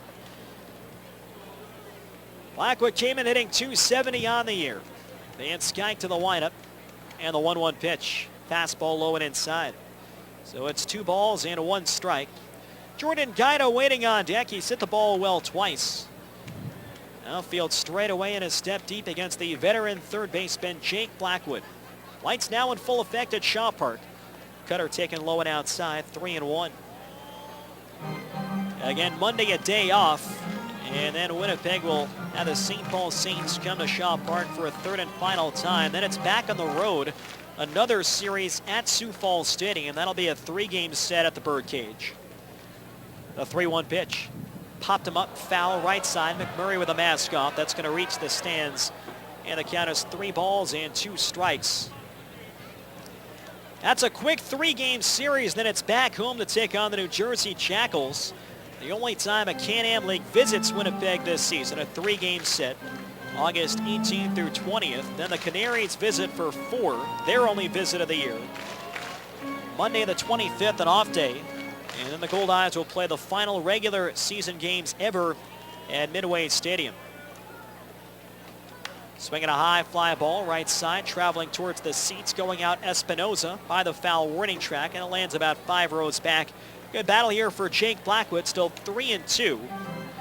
And then the regular season will conclude here at Shaw Park with a 4-game series against the Gary South Shore Railcats. So really tough schedule for the Goldeyes to close things out. The only team with a losing record that they've got to contend with, Sioux Falls, but we saw this past week the Canaries play the Goldeyes tough, went 2-2 in the 4-game series. Another 3-2 pitch. High ball for a leadoff walk. So for a 5th time in 6 innings, Winnipeg has the leadoff hitter on base against Jason Van Skyke. That brings up Jordan Guida. I mentioned he's hit the ball hard a couple of times. He was robbed on a grounder by third baseman Chris McClendon in the 2nd. And a line drive to deep right center that was run down by David Emerson in the bottom half of the 4th. 2nd walk issued by Jason Van Skyke. Wichita's bullpen is still quiet. Van Skyke is well under 100 pitches, despite pitching with men on base throughout tonight's game. Here's the first pitch. Breaking ball on the outside corner, a wide call, and Jordan Guida. And the count is 0-1. Goldeyes last night were able to score a total of 16 runs against Sioux City over the final 2 games of that series. The 0-1 pitch, fouled straight back, good rip, and it's no balls and 2 strikes. That was more runs and Winnipeg had scored combined in the previous 8 contests. Next is pitching and held the Goldeyes very good offense to 14 runs in the first 8 of the season series. But Winnipeg won 6-2 in the continuation of Tuesday's game and 10-0 in the nightcap. What a job by Nick Hernandez last night on 3 days of rest in an emergency situation. 0-2 pitch, swinging a grounder out to short. Corey backhands, goes to second for 1. Kahalalea to first, and it's not in time. Guida beats it out. Good hustle by Jordan Guida. It'll be a fielder's choice at second, 6-4 to erase Jake Blackwood. Guida safe at first with 1 down. Ryan Pineda now stepping up. Pineda, a right-handed batter, 1 for 2. He has struck out swinging and singled the other way with 2 outs back in the 4th inning. Pineda now 32 for 99 in his last 29 games played. A .323 average. Ryan Pineda trying to get to the American Association playoffs for a 2nd straight year. Well, the Airhawks win the South Division last season. First pitch by Van Skyke. Breaking ball, misses down low, 71 miles an hour. It's 1 ball and 0 strikes. Ryan Pineda, the former Oakland Athletics farmhand and an alumnus of Cal State Northridge. Born and lives in Las Vegas, Nevada. Jordan Guida on first and 1 down. Here's the 1-0 pitch. Cutter taken high and outside. So it's now 2 balls and 0 strikes. Goldeyes have had men on base every single inning. And in several cases, they have had multiple runners on base. Van Skyke has been able to limit damage by getting big outs when necessary. He's had 2 double plays turned behind him on defense. McMurray sets up in on Pineda. The 2-0 pitch. Popped up foul just over our heads and out of play. And the count goes to 2 balls and 1 strike. 10 runs, 11 hits, no errors for Wichita. 3 runs, 10 hits, 2 errors for Winnipeg. It's the opener of a 4-game series. Goldeyes had played their last 11 games away from Shaw Park and not played here since July 23rd against the Fargo-Moorhead Redhawks. This is also a 3rd consecutive 4-game series on the schedule for the Goldeyes, a rarity. Here's the 2-1 pitch. Sinker on the outside corner, 2-2. Goldeyes had won 3 consecutive series. Fargo, Kansas City, and Gary. Before splitting the 4 games against the Sioux City Explorers and then splitting 4 against the Canaries and then splitting 4 against the Sioux City Explorers this past week. The 2-2 pitch, outside and low, missed with a breaking ball, clocked at 68 miles an hour. So now it's 3 balls and 2 strikes, another full count of the inning for Jason Van Skyke. This is really the first time it seems that Van Skyke has labored a little bit. Now approaching 90 pitches in this evening's game. Kevin Hooper hoping that he can at least get through 6. Goldeyes have had some opportunities over the first 5+ against Van Skyke. Runner on first and 1 man down. Pineda waits from the right side of the plate. The 3-2 pitch. High pop-up out behind second. Cahalileo backing up on the edge of the outfield. Grass makes the catch to his left. And Pineda is retired for the 2nd out. Back to the top of the order for Brock Bond. Bond a perfect night, 3 for 3. All 3 singles. 1 to right field in the 1st, up the middle in the 3rd. Then he sprayed one the other way in the 4th inning. It's Bond's 13th multi-hit game and 41 total as a member of Winnipeg. So Bond 3 for 3 tonight. Now 49 of 139 with the Goldeyes. He has raised his average to .353. Bond is still short of qualifying for the league batting race, but that .353 average ranks 6th in the American Association. Tapped on the ground, a short picked up by Corey. He'll walk at a second himself, and that forces out Jordan Guida to end the inning. No runs, no hits, and 1 runner left on base. End of 6 here at Shaw Park. 10-3 Wingnuts on Jewel 101. Princess Auto is for the real men. Men who like to get their hands dirty. Men who like to work from the ground up and use the best tools and equipment for the job. Real do-it-yourself men who know an air filter from a fuel pump. Men who walk into Princess Auto and feel like a kid in a candy store. Princess Auto. Everything a man needs to get the job done right. A unique world of equipment, tools, and more. Visit PrincessAuto.com for sales, specials, and more. The new Jewel 101 is your official source for everything Winnipeg Goldeyes. Tune in as we broadcast the games on air this baseball season. Listen live online at Jewel101.com. And stay tuned for station exclusives, contests, and giveaways, including your chance to see the Winnipeg Goldeyes live in action. Jewel 101, the official radio home of the Winnipeg Goldeyes. For more Goldeyes news, schedules, and information, check out the all-new Jewel101.com. I've always been active, but when I started putting on weight and feeling tired and even avoiding family activities, no one could tell me what was wrong. I was concerned. A friend suggested I see his chiropractor. She developed a plan that involved changes in what I was eating, lifestyle, exercise, and spinal health. Seeing me more active, the rest of my family have started their own plan. Thanks to my chiropractor for making my life better. Manitoba Chiropractors, making life better. And now, back to Winnipeg Goldeyes Baseball. This is Ryan Pineda, and you're listening to Winnipeg Goldeyes Baseball on Jewel 101. Top of the 7th inning at Shaw Park. 10-3 in favor of the Wichita Wingnuts game, one of a 4-game series. Bottom third due up, Chris McClendon, David Amberson, and Jake Lucci against the left-hander Taylor Bratton. Take a look at the out-of-town scoreboard in this inning, brought to you by Manitoba Blue Cross, the color of caring. First pitch to McClendon, who is 0 for 3. A fastball outside It's 1 ball and no strikes. St. Paul beat Sioux City earlier today, 4-2. Swinging a grounder off Bratton's glove. Backhanded by Bond. Turns, he throws to first. Arthur scoops in time to get McClendon for the first out. Amazing play by Brock Bond going up the middle, a comebacker that went off Bratton's glove. It slowed the ball down. Bond ranging behind the second base bag. Scoop. He turned and made the fadeaway jumper throw to first. It came in a hop, but Casey scooped it, and they get McClendon by less than half a step. It'll officially go down 1-4-3. And another nice play by the Goldeyes defense tonight. David Amberson 0 for 3 stepping up. Saints 4, Sioux City 2. Afternoon final today at Midway Stadium. So as of right now, the Saints are within 2.5 games of first in the North. Amberson takes a fastball low and inside. It's 1 ball and no strikes. Bottom of the 8th inning at Newman Outdoor Field. The Redhawks lead the Gary South Shore Railcats 2-0.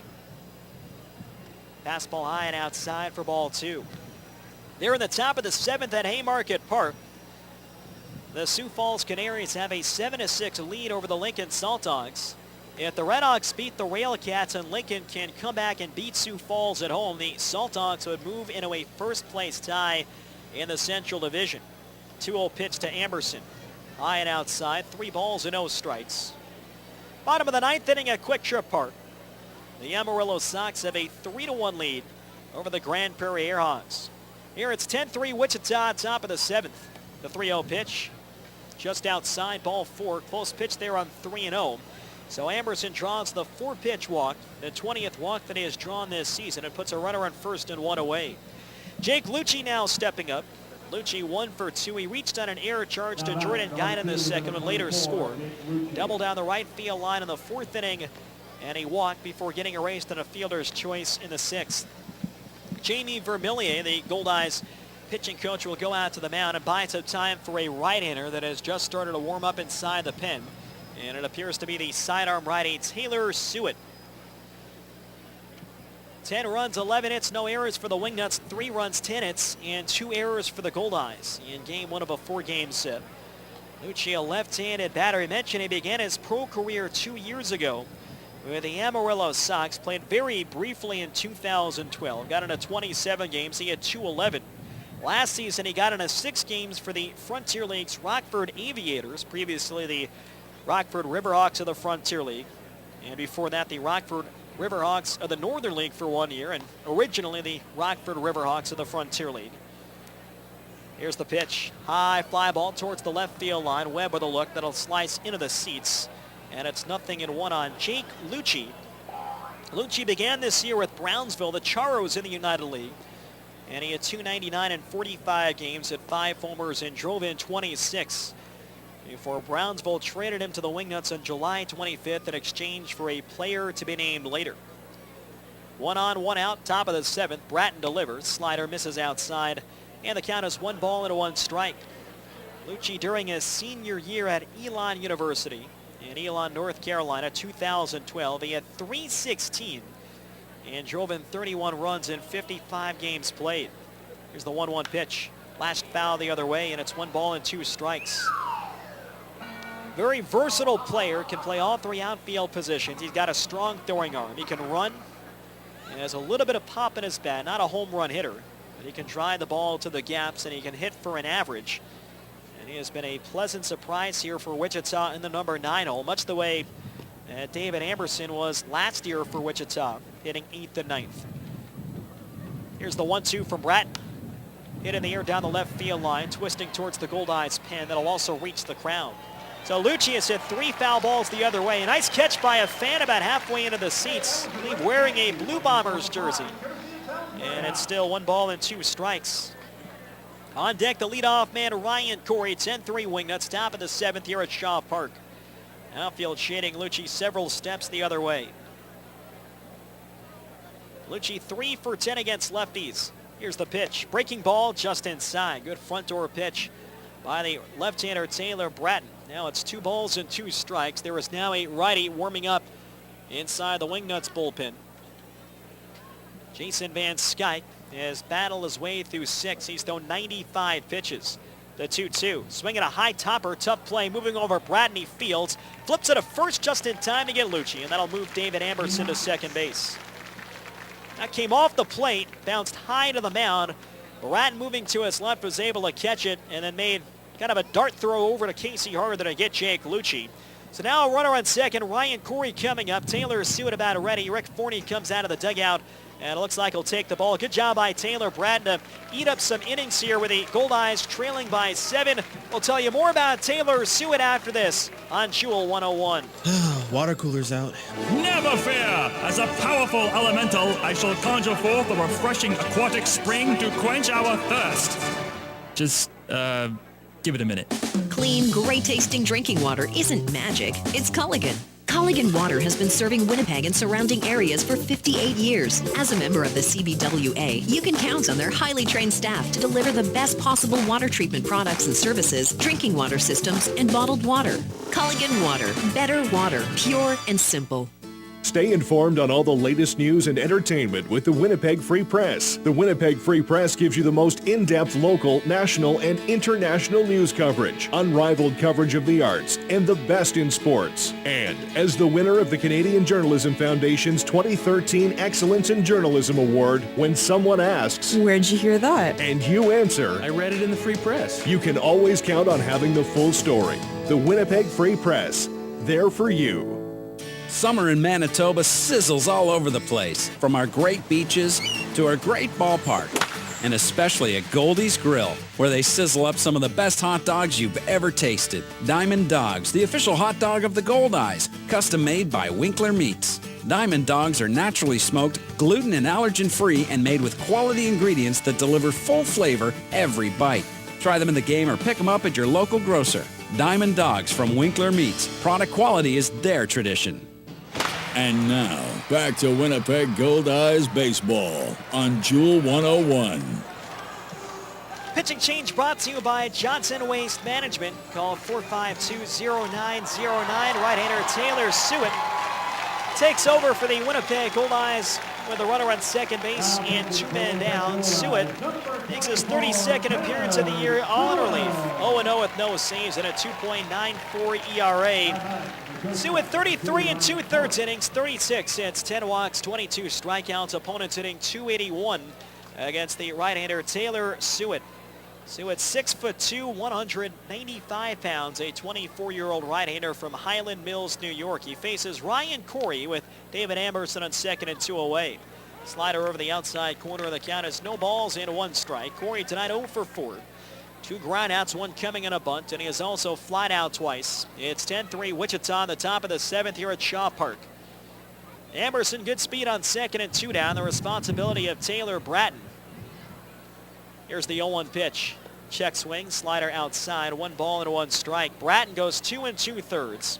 2 runs, both earned, 3 hits, 3 walks, 1 strikeout through 69 pitches, and helped get the Goldeyes into the later innings after taking over for right-hander John Sintas. 1-1 on Ryan Corey, right-hand batter, crowds the plate, and he's deep in the box. Suet looks back. Here's the 1-1 pitch. Fastball, knee-high over the outside corner. So it's 1 ball and 2 strikes on the All-Star Ryan Corey.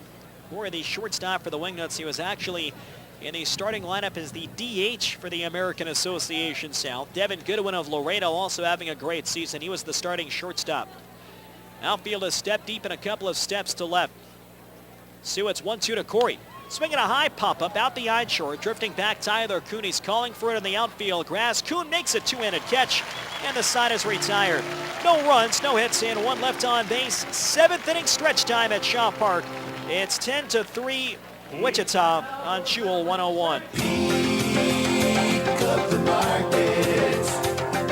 I'm Larry McIntosh. California to Winnipeg, 2,966 kilometers. Portage to Winnipeg, 85 kilometers. Which vegetables do you think are fresher? Peak of the market, the vegetables less traveled, and that's a good thing.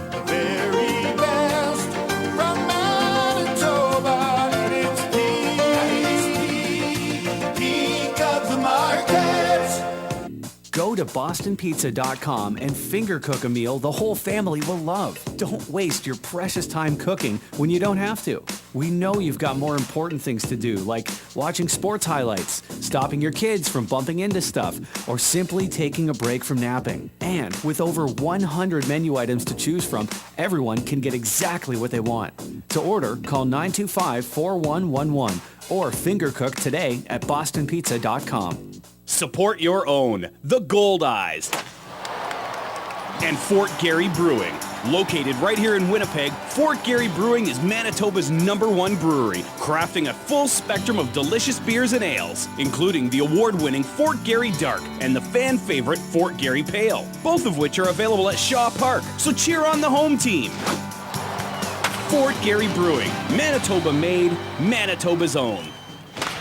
And now, back to Winnipeg Goldeyes Baseball. This is Casey Harther, and you're listening to Winnipeg Goldeyes Baseball on Jewel 101. Bottom of the 7th at Shaw Park, 10-3 in favor of the Wingnuts. New pitcher in the ball game for the visitors. Right-hander Matthew Robertson takes over for Jason Van Skyke, who will leave with a chance to get a win. And Robertson, a right-hander, makes his 19th appearance of the year, all in relief. 0-2 no saves and an 8.41 ERA. 20 and 1/3 innings pitched. 33 hits allowed, 9 walks, 13 strikeouts. Opponents hitting .371 against the right-hander Matt Robertson, a rookie right-hand pitcher. Robertson, 6 foot even, 206 pounds. A 25-year-old right-hander from Wichita, Kansas. And he'll take on 2, 3, and 4. Donnie Webb, Tyler Kuhn, and Casey Harther. Jason Van Skyke, 6 innings, 3 earned runs, 10 hits, 2 walks, 2 strikeouts, 95 pitches. Wasn't the prettiest of performances, but it's been good enough so far. And Van Skyke has a chance to pick up his 9th win of the season. He had runners on in every inning. And in fact, Van Skyke in 5 of 6 allowed the leadoff hitter to reach base. To Winnipeg down by a score of 10-3. Wingnuts with 7 of their runs coming on home runs tonight. A 3-run shot by Testa in the first and the McMurray grand slam in the 5th. First pitch on the way to Donnie Webb on the inside half for a strike. And the count is 0-1. Donnie Webb, a switch hitter left-handed. He's 1 for 3 in the game with a single, a strikeout, and a ground out to first base. He's hit safely in 6 in a row now. Takes a fastball low and outside, 82 miles an hour. And the count is 1 ball and 1 strike. Matt Robertson, 25 years old. He actually pitched in Canada last season, the Inter-County Baseball League, very popular in the province of Ontario.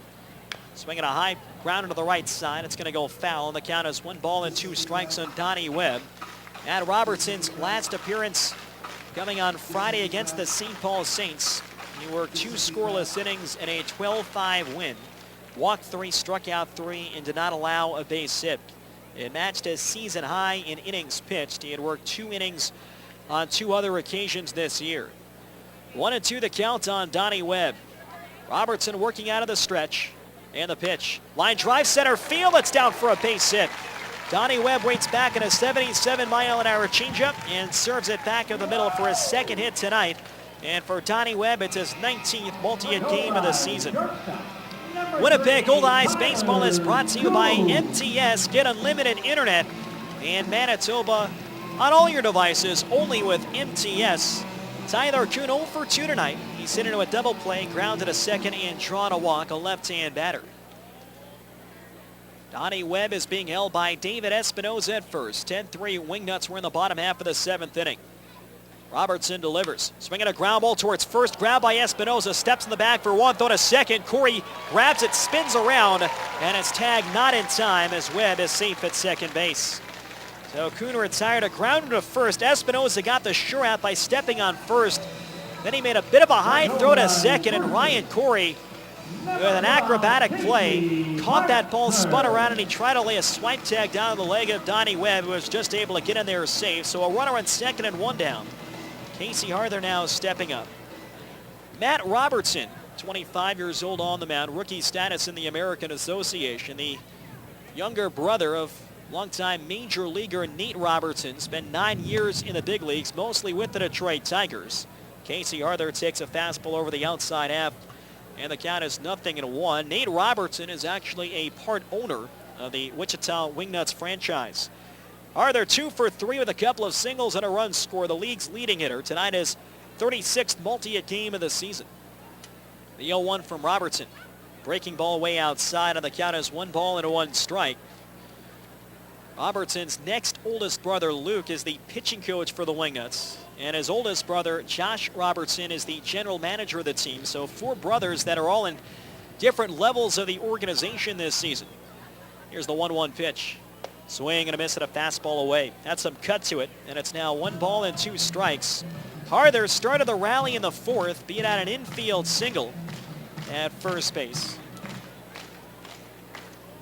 10-3 Wichita. We're the last of the 7th, with Donnie Webb on second base in 1 man down. The outfield plays Harther a few steps to left. Robertson is ready. And the 1-2 pitch. Swing and a miss. He got him in a fastball. So there's 2 men down here in the bottom half of the 7th.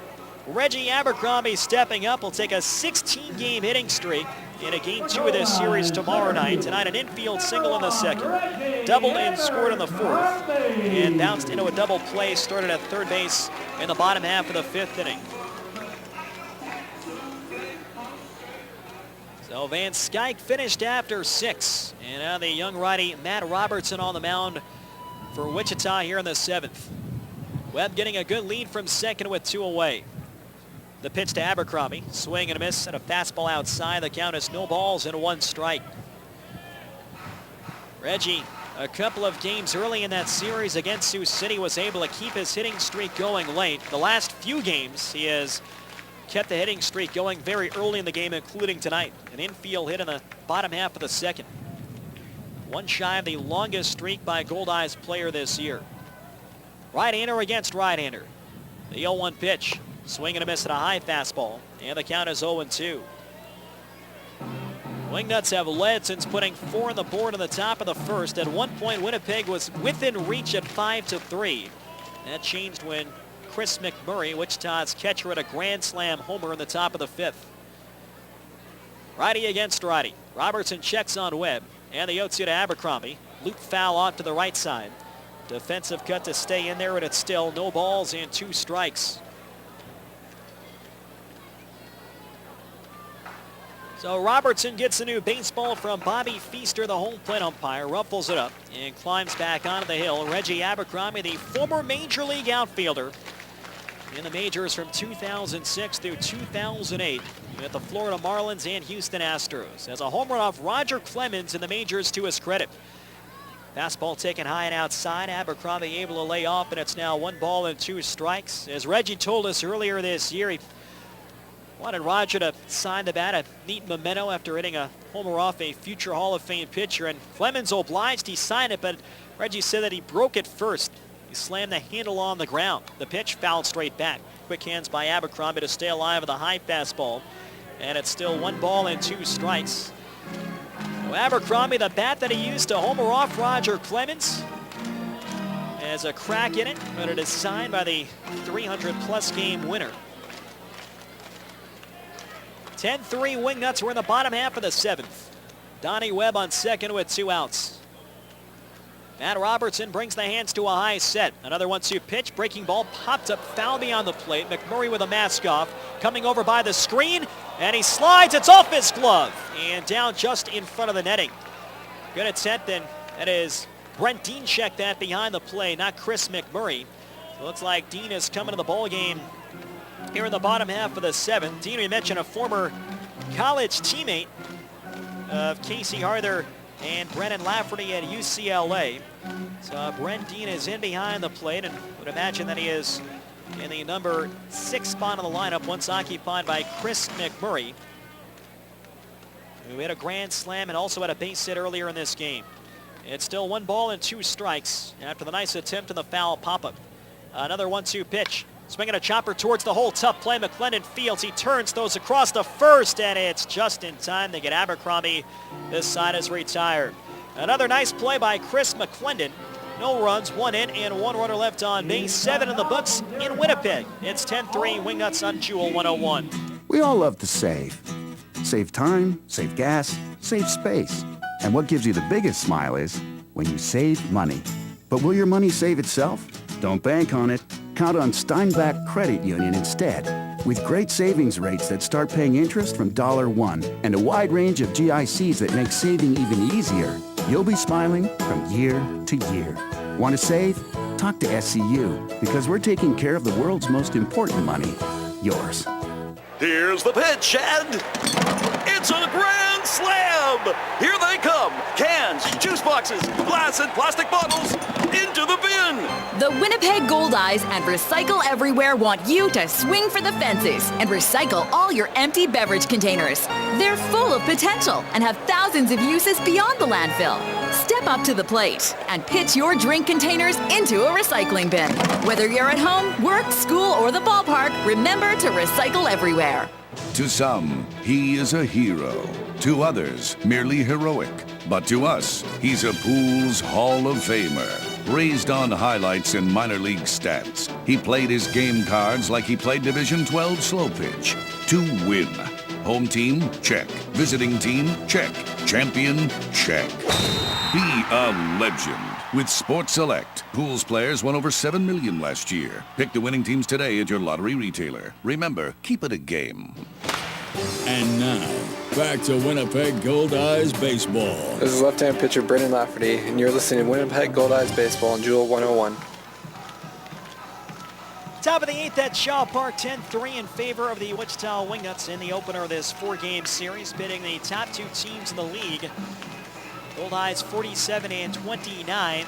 They will be in danger of having their lead cut to 2 games over the Saints, who already won earlier this afternoon. If Winnipeg is unable to come back, it'll be a 2-game lead in one in the loss column going into tomorrow. The Wingnuts, meanwhile, are trying to improve their lead in the South to 10.5. The Laredo Lemurs are idle tonight. Wingnuts beginning tonight 52-23.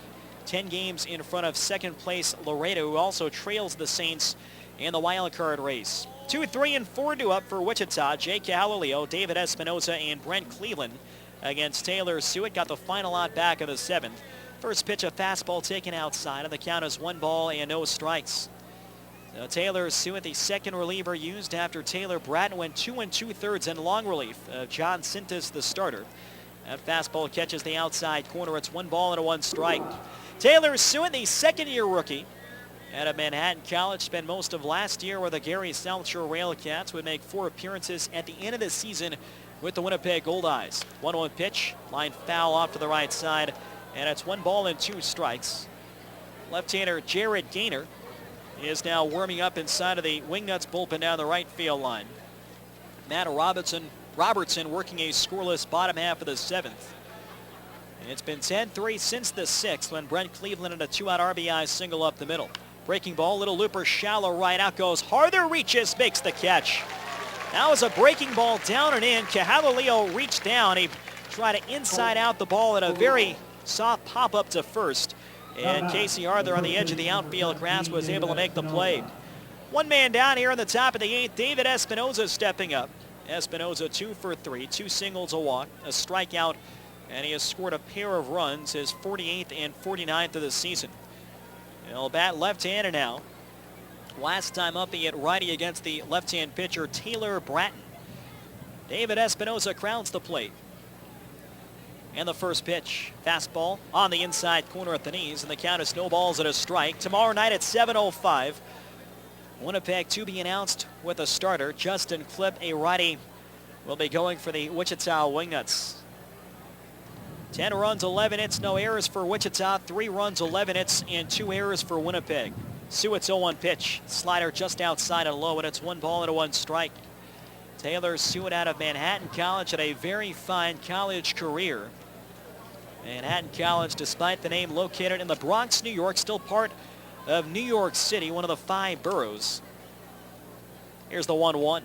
Changeup taken outside, and it's now 2-1 on the switch hitter left-handed David Espinoza, former first-round draft pick of the Cincinnati Reds. Sewitt last season appeared in 40 total games, 36 for the Railcats, and he mentioned the 4 scoreless appearances for the Goldeyes at the end of the year. The 2-1 pitch, sinker outside, 3 balls and a strike. Sewitt's best year in Manhattan College came during his senior season, 2012. He went 11-2, splitting time as both a starting pitcher and a reliever. Posted an ERA of just 2.69 6'3", and he fanned 86 and 96 innings of work. Here's the 3-1 pitch. High fly ball, pretty deep right. Going back, Jordan Guida onto the track, back at the wall, reaching over, and Guida makes the catch for the second out. That one made a bid for the fence, and Jordan Guida ran straight back, then at a redirect to his right, reached across his body to make the backhand catch and takes away an extra base hit from David Espinoza. Nice play by Jordan Guida against the tough winds. It's 2 outs and nobody on. Brent Cleveland stepping up. Cleveland 2 for 3, a couple of RBI singles.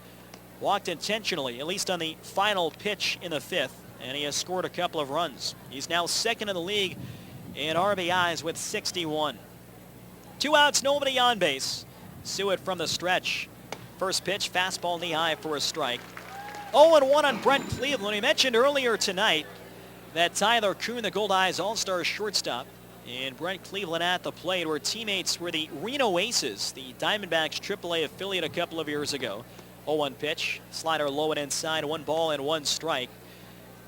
And both would help Reno not only win the Pacific Coast League Championship, but then the AAA World Series, beating the Pawtucket Red Sox, the International League champions. Cleveland swings. It's a high fly, shallow left center, charging at Abercrombie with Webb. Webb moving over, and he makes the catch to retire the side. Taylor Suiters retired all 4 batters to face him. No runs, no hits, and nobody left on base. Middle of the 8th inning at Shaw Park. It's 10-3 Wingnuts on Jewel 101. Watching the game is something to enjoy. But remember, drinking any alcohol and driving don't mix. Drinking and driving puts you and others in danger. Your best bet is a designated driver who has had no alcohol. Enjoy the game, but whatever you do, don't drink and drive. To keep Manitobans safe behind the wheel, police are increasing enforcement near you. Watch for them. A message from Manitoba Public Insurance. Great golf is just minutes away at Bell Acres Golf and Country Club. Golf 9 or 18 holes on one of the finest championship-style courses in Manitoba. And don't forget to ask about their seasonal memberships. But there's more than just great golf at Bell Acres. Book your next event in their fantastic banquet room. With a friendly staff, fantastic view, and room for up to 220 people. It's perfect for weddings, corporate events, and tournaments. Discover great golf and more at Bell Acres Golf and Country Club. Just 20 minutes from downtown Winnipeg. Visit bellacres.com. Hey, you're looking red and shiny today. It's just the burger sweats, babe. That's not normal. Nah, it's cool. I read the nutrition fact things like you said. I've got enough sodium for like 3 days. It's easy to make the healthy choice at Jugo Juice. Jugo Juice smoothies are made with real fruit and veggies, 100% fruit juice with no added sugar, and no sorbet fillers or purees. So whatever you order, it's loaded with the good stuff. Stop by Jugo Juice at Shaw Park or Polo Park. And now, back to Winnipeg Goldeyes baseball on Jewel 101. Bottom of the 8th at Shaw Park, Goldeyes trailing by a score of 10-3 to the Wichita Wingnuts. New pitcher in the game for the Wingnuts, left-hander Jared Gaynor, a true rookie at George Mason University, takes over after his scoreless 7th from fellow rookie Matt Robertson. Gaynor making his 7th career appearance, his 6th in relief. 0-0, no saves, an ERA of 4.50. 10 innings pitched, 8 hits, 2 walks, 5 strikeouts. Opponents hitting .216 against the left-hander Jared Gaynor. 6 foot even, 175 pounds. Gaynor recently turning 22 years old, born in Phoenix, Arizona. Resides in Cove Creek, Arizona in the offseason. And he'll face 6, 7, and 8. Luis Allen, Jake Blackwood, and Jordan Guida, 3 right-handed batters. A 10-3 Wingnuts lead here in the bottom half of the 8th inning. Taylor Suet's looked good out of the bullpen. He's retired all 4 batters to face him. Final line on Matt Robertson, a scoreless 7th, 1 hit, no walks, 1 strikeout. 8 through 17 pitches. Jared Gaynor signed by Wichita on July 2nd. He spent a little over a week on the disabled list after finishing up his senior year at George Mason University this past spring. He went 8-5 in 15 starts at an ERA of just 2.03. And he was the opening night starter in the NCAA regionals for George Mason. First pitch, fastball low and inside. It's 1 ball and no strikes. Gaynor's last appearance last night, he allowed 2 earned runs without recording it out. Walked a batter and hit 1. in the ball game against the Fargo Moorhead Redhawks. Fastball high and outside. 2 balls and 0 strikes on Luis Allen. 0 for 3, but he has an RBI tonight that got Winnipeg on the board back in the bottom half of the 4th. It was Allen's 40th run batted in this season.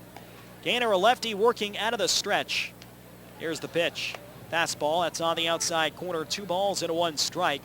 Gaynor's professional debut came as a starter. That was back in July 1st against the Amarillo Sox. It was in Wichita. He allowed 3 earned runs and 5 hits and a no decision. Fastball high and outside, 3 balls and 1 strike. Since then, he has been moved into the bullpen. Since Wichita acquired left-hander Frank Del Valle, a Cuban-born lefty who will pitch Game 3 of this series on Saturday. 10 runs, 11 hits, no errors for the Wichita Wingnuts. 3 runs, 11 hits, and 2 errors for the Winnipeg Goldeyes. Fastball over the outside half. 3-2 now on Luis Allen. Came in batting .284 with 4 homers and 39 driven in. There's a righty warming up inside of the Goldeyes pen down the left field line, and it appears to be Kaoi Downing. Lefty to righty. Here's the payoff from Gaynor. Fastball, strike 3 called in the inside corner. Looked like ball 4 in, and Allen thought he had ball 4. He's rung up by Bobby Feaster, the home plate umpire. So there's 1 away to start the bottom half of the 8th inning. A fastball that came in, looked like it had missed the plate. Here's Jake Blackwood. Blackwood is 1 for 2, a fly out to right, a 2-run homer in the 4th, and he walked in a full count in the bottom half of the 6th inning. Blackwood, a right-handed batter. Wingnuts with a couple of 4 spots in this game, 1 in the 4th and another in the top half of the 5th. Each of those innings powered by a home run. Fastball high and outside, 1 ball and 0 strikes. Blackwood hit a home run for the Goldeyes in the bottom half of the 4th, a 2-run shot down the left field line that was just fair. Bobby Feaster, the home plate umpire, had the call. A 1-0 pitch, fouled straight back. Tipped a high fastball, and it's 1 ball and 1 strike. Again, Brent Dean is in behind the plate, taking over for Chris McMurray. Went out there in the bottom half of the 7th. Dean is batting 6th in the order. He'll be due out 2nd in the top half of the 9th. Wichita in the midst of a 21-day road trip right now with the All-Star break sandwiched in between. The Goldeyes just coming off an 11-game road trip, swinging a high pop-up right side. Backing up Cahalalio with Espinosa, and it's Cahalalio makes a 2-handed catch on the shallow part of the right field grass. 2 outs and nobody on base. That brings up Jordan Gaida. Gaida 0 for 3, even though he's hit the ball hard on a couple of occasions. A grounded a third, a line out to right, and he's bounced into a fielder's choice. Gaynor began at South Mountain Community College before signing on for 2 years at George Mason, a junior and senior as 2013 and 2014. Grew up in Arizona, went to Scottsdale High School, the high school alma mater of Hall of Fame pitcher Jim Palmer. Fastball taken just low, and it's 1 ball and 0 strikes. Palmer, a Hall of Famer and a longtime ace of the Baltimore Orioles. In fact, Rick Forney, the Goldeyes manager, grew up in the Baltimore area, grew up watching the latter stages of Jim Palmer's Hall of Fame career. Swinging a line shot to center field, coming on Cleveland, that's in for a base hit. Jordan Gaida with a hard single to center. That's well earned after getting robbed a couple of times earlier in the game. A 2-out hit puts a runner on first for Ryan Pineda. He's 1 for 3, a strikeout, a single, and a pop out to second. So with that single, the Goldeyes have had a runner on in every inning tonight. And they have once again moved back in front of the Wingnuts in the hit column, 12-11. But it's Wichita right now leading in runs, 10-3. Gaida on first, held by David Espinosa. Ryan Pineda, right-hand batter with a deep crouch.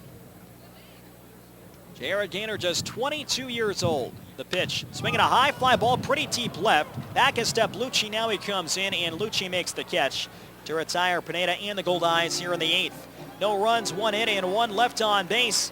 End of 8 innings here at Shaw Park. It is 10-3 Wichita on Jewel 101. This summer, Downtown Winnipeg Biz wants you to get a taste of downtown Winnipeg with restaurant tours starting in June. Hit 4 patios in 1 evening on Patio Crawl Tour. Cycle to 7 restaurants on the Movable Feast Tour. Check out up-and-coming musicians at the Almost Famous Music Tour. Let Winnipeg Wine take you to the city's top restaurants for a tasting that includes a night in a luxury downtown hotel. See the full lineup of tours and get your tickets today at downtownwinnipegbiz.com. Save on your next energy bill with helpful tips from Manitoba Hydro. Even small changes can make a big impact on the environment. Install dimmer switches on the lights you use most often to control exactly how much light and electricity you use. Unplug your cell phone chargers once they finish charging. Chargers continue to draw energy even after your device is fully charged. And whenever possible, use cold water for laundry. For more ways to conserve energy, visit hydro.mb.ca. What should we bring to the lake for dinner tonight? Something easy that we can throw in the cooler. Turkey. Granny's Poultry introduces their seasoned boneless turkey breast. Sounds good. Really good. Pick up a Granny's frozen seasoned boneless turkey breast from your neighborhood grocery store. Throw it in the cooler, and by the time you get to the lake, it's barbecue ready. Granny's Poultry, your local poultry farmer's own cooperative. To find a retailer or for simply delicious recipes, visit grannys.ca. Granny's, good-natured. And now, back to Winnipeg Goldeyes Baseball. This is Nick Hernandez, and you're listening to Winnipeg Goldeyes Baseball on Jewel 101. Top of the ninth inning at Shaw Park, 10-3 in favor of Wichita. Kaoi Downing will take over after an inning and a third perfect from Taylor Sewitt. Sewitt threw 16 pitches, getting the final out of the 7, and then retiring all 3 to face him in the top of the 8th. Kaoi Downing, the right-hander, 30 games this year, all in relief. 1 and 2 no saves, an ERA of 5.74. 26 2/3 innings pitched, 29 hits, 16 walks, 21 strikeouts. Opponents hitting .287 against Kaoi Downing. Downing, the right-hander, in his 3rd year with the Goldeyes, 5'11", 189 pounds, a 28-year-old right-hander from Honolulu, Hawaii. He'll take on 5, 6, and 7, Carlo Testa, Brent Dean, and Chris McClendon. And it looks like Taylor Oldham, the Wingnuts utility man, will pinch hit for Carlo Testa, the DH, here in the top half of the 9th inning. So Oldham will get an at-bat late in this contest, and we'll get our first look at the plate of Brent Dean, who is waiting on deck. This pitching change is brought to you by Johnson Waste Management. Call 452-0909. Downing, the 3rd reliever used tonight by Rick Forney and the Goldeyes. 10-3 Wichita, top of the 9th inning. The starting pitchers are still of record right now. Jason Van Skyke on the long end. John Sintes is on the hook for the Goldeyes. So Carlo Testa finishes the game 1 for 3 with a 3-run homer. Taylor Oldham has been with the team all season, their utility player, 243, 2 homers and 15 runs batted in. Swings and lines one deep down the right field line. This ball slicing foul just to the right of the line, and it's 0-1. Oldham in 38 games this season, a right-hand batter. Can play the infield and outfield. He can catch in a pinch, and he mentioned earlier tonight is a former college teammate of Jordan Guida, who looks like Guida has now come behind the plate to finish up the 9th inning. So it is Guida behind the plate right now, coming in from right field. It looks like Donnie Webb is gone, or pardon me, Donnie Webb stays in left, and Sam Kimmel, a straight switch, will go out to right field. So Kimmel will be in the number 6 spot where Luis Allen started. Oldham swings and fouls it off to the right side, and the count is 0-2. Again, Oldham is pinch hitting here for Carlo Testa in the 5-hole for Wichita. Meanwhile, Jordan Guida has gone from right field to catcher. Luis Allen out of the ball game, and Sam Kimmel is now in right field. Time called for at the plate. And Oldham will step out of the box. 10-3 Wingnuts were in the top of the 9th. Oldham, a teammate of Jordan Guida, now behind the plate at Tennessee Wesleyan University. In 2012, they helped Tennessee Wesleyan win the NAIA World Series. Swing and a miss, and a pitch in the dirt. Strike 3. It gets behind. Guida recovers. He turns those to first, and it's going to go into right field. It'll be backed up by Sam Kimmel, and Oldham will be safe at first on the wild pitch, 3rd strike. So it was a nasty breaking ball from Kaoi Downing. Oldham was struck out, and it'll be a wild pitch charged to Downing, allowing Taylor Oldham to reach first base. Guida, during that 2012 NAIA World Series, he had 7 home runs in the World Series tournament alone, which still stands as a record. Taylor Oldham, who just reached first base in the regular season, I should say overall, in that 2012 year at 22 homers in 61 games. Finished the year with a .744 slugging percentage. So here's Brent Dean, a right-hand batter, the backup catcher, another relative newcomer for the Wingnuts. Downing off the stretch, cutter on the outside corner, 87 miles an hour, and the count is no balls and 1 strike. Brent Dean signed on July 12th, originally from Culver City, California. Played 2 years at UCLA in his home state, 2007 and 2008. where he was a teammate of Casey Harther and Brendan Lafferty.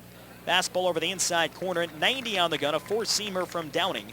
And it's no balls and 2 strikes. Chris McMurray finishes 2 for 4. He had the big grand slam that may end up being the put-away hit here for the Wingnuts that came in the top of the 5th and turned a 5-3 game into a 9-3 game. Dean swings, lines on a shallow right. Coming out is Kimmel. He makes the catch. Still behind Oldham at first is in time for the double play. Taylor Oldham doubled off first. A short line to the right. Kimmel charged in, made the catch through to first base, and Oldham is just out as Casey Arthur caught the throw from right field. That'll go 9-3 in the fly ball double play, and just like that, it's 2 outs and nobody on. Chris McClendon stepping up. McClendon 0 for 4. It's been an interesting night. McClendon's taken away a couple of hits from Goldeyes hitters, but he himself has been robbed on 2 occasions. Donnie Webb on a diving catch in the 4th, and then Brock Bonham made a great play beyond the bag in the 7th on the ground ball. Fastball low and inside the count, 1 ball and 0 strikes. Goldeyes down by 7. We're in the top of the 9th inning. Kaoi Downing, a hard-throwing right-hander and a part of the Goldeyes championship team 2 years ago. Here's the 1-0 pitch. Fastball misses inside, and the count goes to 2 balls and 0 strikes. McClendon, a left-hand batter, now in his 6th year of professional baseball, is filled in nicely in the bottom of the lineup at the third base position. Outfield plays a medium depth and straight away. The 2-0 from Downing. Swinging a ground ball towards the hole, base hit through to right field. So McClendon in his 5th at bat of the night, singles through the right side. That'll bring up David Amberson 0 for 3. He's grounded out twice to second, line to right, and he has drawn a walk. Well, 2 winters ago, David Amberson, who had no professional experience, had an opportunity for the Perth Heat in the Australian Baseball League, which has had several major league prospects go down there as an alternative to playing winter ball in the Latin American countries. And also many players that have been in and out of the American Association the last few winters. The pitch, swing and a miss, couldn't hold up, and a cutter away, and it's no balls and a strike. Ryan Corey, the current Wingnut shortstop, who's now in his 3rd season in the 2012 offseason, also played for the Perth Heat. He saw David Amberson and tipped off his manager, Kevin Hooper, and said, you need to sign this guy. There was also another player in this league on that team. Fastball high and inside, 1 ball and 1 strike. Anthony Claggett, the former big leaguer and the #1 starter for the St. Paul Saints, played with Corey and Amberson on that Perth Heat club in the 2012-2013 offseason. And Claggett was trying to get George Samus to sign David Amberson. Swing and a miss at a slider away, and the count goes to 1 ball and 2 strikes. Samus could only offer a spring training invite. And at the behest of Ryan Corey, Kevin Hooper signed David Amberson as a true rookie last year and was pretty much their everyday right fielder the entire season, and has continued that here in 2014. Swing and a miss at a cutter outside for strike 3. Guy now applies the tag, and the inning is over. Downing strikes out 2 in the inning. No runs, 1 hit, and 1 left on base. Last chance here for Winnipeg. We'll go to the bottom of the 9th. It's Wichita 10 and Winnipeg 3 here on Jewel 101. Most days, you can predict what life's going to throw at you. He's 2 for 2 at bat so far today. But every once in a while... Strike! Oh, he did not see that coming. When life throws you a curveball, Ranger Insurance will protect what's important to you. Whether it's home, life, auto, or commercial, they have a plan that fits your needs. Ranger Insurance. Putting relationships first. For the protection you deserve, visit rangerinsurance.ca. Is your vehicle's interior looking worn out? Don't sell it, detail it. The Chamois Car Wash and Detail Centers offer a wide variety of professional detailing services that will make your vehicle's interior look great again. From a small spot shampoo to a complete bumper-to-bumper cleaning. Packages start at only $64.95 and include a famous Chamois full-service car wash. No appointment necessary. Come into any of the 3 Chamois locations today. Waverly, Reinders, or St. James. Boys never outgrow their need for toys. The toys just get bigger. Metro Center, Winnipeg store for all things trailer, can help you take your toys anywhere you want to go. Trailers, parts, hitches, Metro Center has it all. Plus, you'll earn Air Miles reward miles with every purchase. Over 4,000 square feet of trailer parts, truck accessories, online ordering, knowledgeable staff, trailer service. Everything you need to haul your toys is at your Winnipeg trailer store. Metro Center, 620 Nairn. Visit metrotrailers.ca. And now, back to Winnipeg Goldeyes baseball on Jewel 101. Last chance for the Winnipeg Goldeyes, trailing the Wichita Wingnuts 10-3. We go to the bottom half of the ninth inning. Winnipeg will get the top of the lineup against lefty Jared Gaynor. Got around a 2-out single in the eighth. Gaynor will try and finish things off. Jason Van Skyke stands to win his 9th game of the year. John Sintes is on the hook for the loss. Brock Bond, switch hitter from the right side of the plate, 3 for 4 tonight with 3 singles. Gaynor out of the stretch in the first pitch. Fastball high and outside. It's 1 ball and no strikes. Bond, a .375 hitter against lefties this year, 9 out of 24. And in his 8-year professional career, a .304 hitter from the right side of the plate. Here's the 1-0 pitch. Fastball low and inside, 2-0. So the Goldeyes just need base runners at this point, as many as possible to give themselves a fighting chance, maybe get that tying run into the batter's box. The 2-0 pitch. Low and inside, 3 balls and no strikes. Bullpens are quiet right now. Wingnuts are hoping that Gaynor can get 3 outs in the ninth. Goldeyes have fought hard from inning number 1, even when they got down 4-0 early. Here's the 3-0 pitch, and that's on the outside corner. 3 balls and a strike. To this point, they've had at least 1 runner on base in every inning. In 5 of 6 innings against the starter, Jason Van Skyke, they had the leadoff hitter on base. Bond crowds the plate. The 3-1 pitch. Line drive to right. Amberson is there. He reaches down and makes the catch. Amberson's been playing shallow all game, and this time it pays off. A short liner to right, and Amberson made the catch to his left. 1 away here in the ninth, and that'll bring up Donnie Webb. Webb is 2 for 4, the pair of singles. He has struck out and grounded out to first base. Another switch hitter will bat from the right side. So the Goldeyes trying their best here to nurse themselves back to 100%, out with a couple of very key pieces right now. Chris Salamita and Josh Mazzola considered day-to-day. First pitch. Slider low and inside, 1 ball and no strikes. Mazzola out of the starting lineup for a 2nd straight game. And Chris Salamita, his status right now, again, day-to-day as well after being scratched from his start last night. The 1-0 pitch. Fastball on the outside corner, 1-1. So you're looking at your opening night starter, a guy who has been maybe your most consistent run producer the last couple of years. There's a couple of tough losses for Winnipeg. The 1-1, swinging a bouncer foul to the left, and it's 1-2. Even if it ends up being only for a few days, really changes the dynamic of the lineup, certainly changes the dynamic of the rotation. And look at what Winnipeg has to do here over the next few days. They've had to pitch a starter on 3 days of rest, 2 games in a row. They're uncertain for each of the next 2 games. And the Goldeyes just trying to grind things out here in the early part of August. They still lead in this North Division race as Webb swings and lines one to center, coming on Cleveland, and Cleveland makes the catch. Reached down, caught that just around waist height, and takes away a potential hit from Donnie Webb. So it's 2 outs and nobody on. The Goldeyes down to their final out in the opener of this 4-game series. 10 runs, 12 hits, no errors for the Wingnuts. 3 runs, 12 hits, and 2 errors for the Goldeyes. Tyler Kuhn at the plate, 0 for 3. 3 ground balls, 1 of which was a double play, and he drew a walk back in the 5th, and has now reached in 68 of 77 games this year. Lefty against lefty, the first pitch, and Kuhn takes a fastball low and away for ball 1. Kuhn on the year hitting .441 against left-hand pitching, and a career .323 hitter against lefties in 7 pro seasons. He swings, drives it to center field. Cleveland back a step, he's there. Cleveland makes the catch, and the ball game is over. The Wichita Wingnuts take the opener of this 4-game series from the Goldeyes by a final of 10-3 behind a 3-run homer from Carlo Testa and a grand slam from Chris McMurray. In the ninth, no runs, no hits, and nobody left on base. Our final score from Shaw Park. It's the Wichita Wingnuts 10 and the Winnipeg Goldeyes 3. Back with a Sports Select post-game show after this on Jewel 101.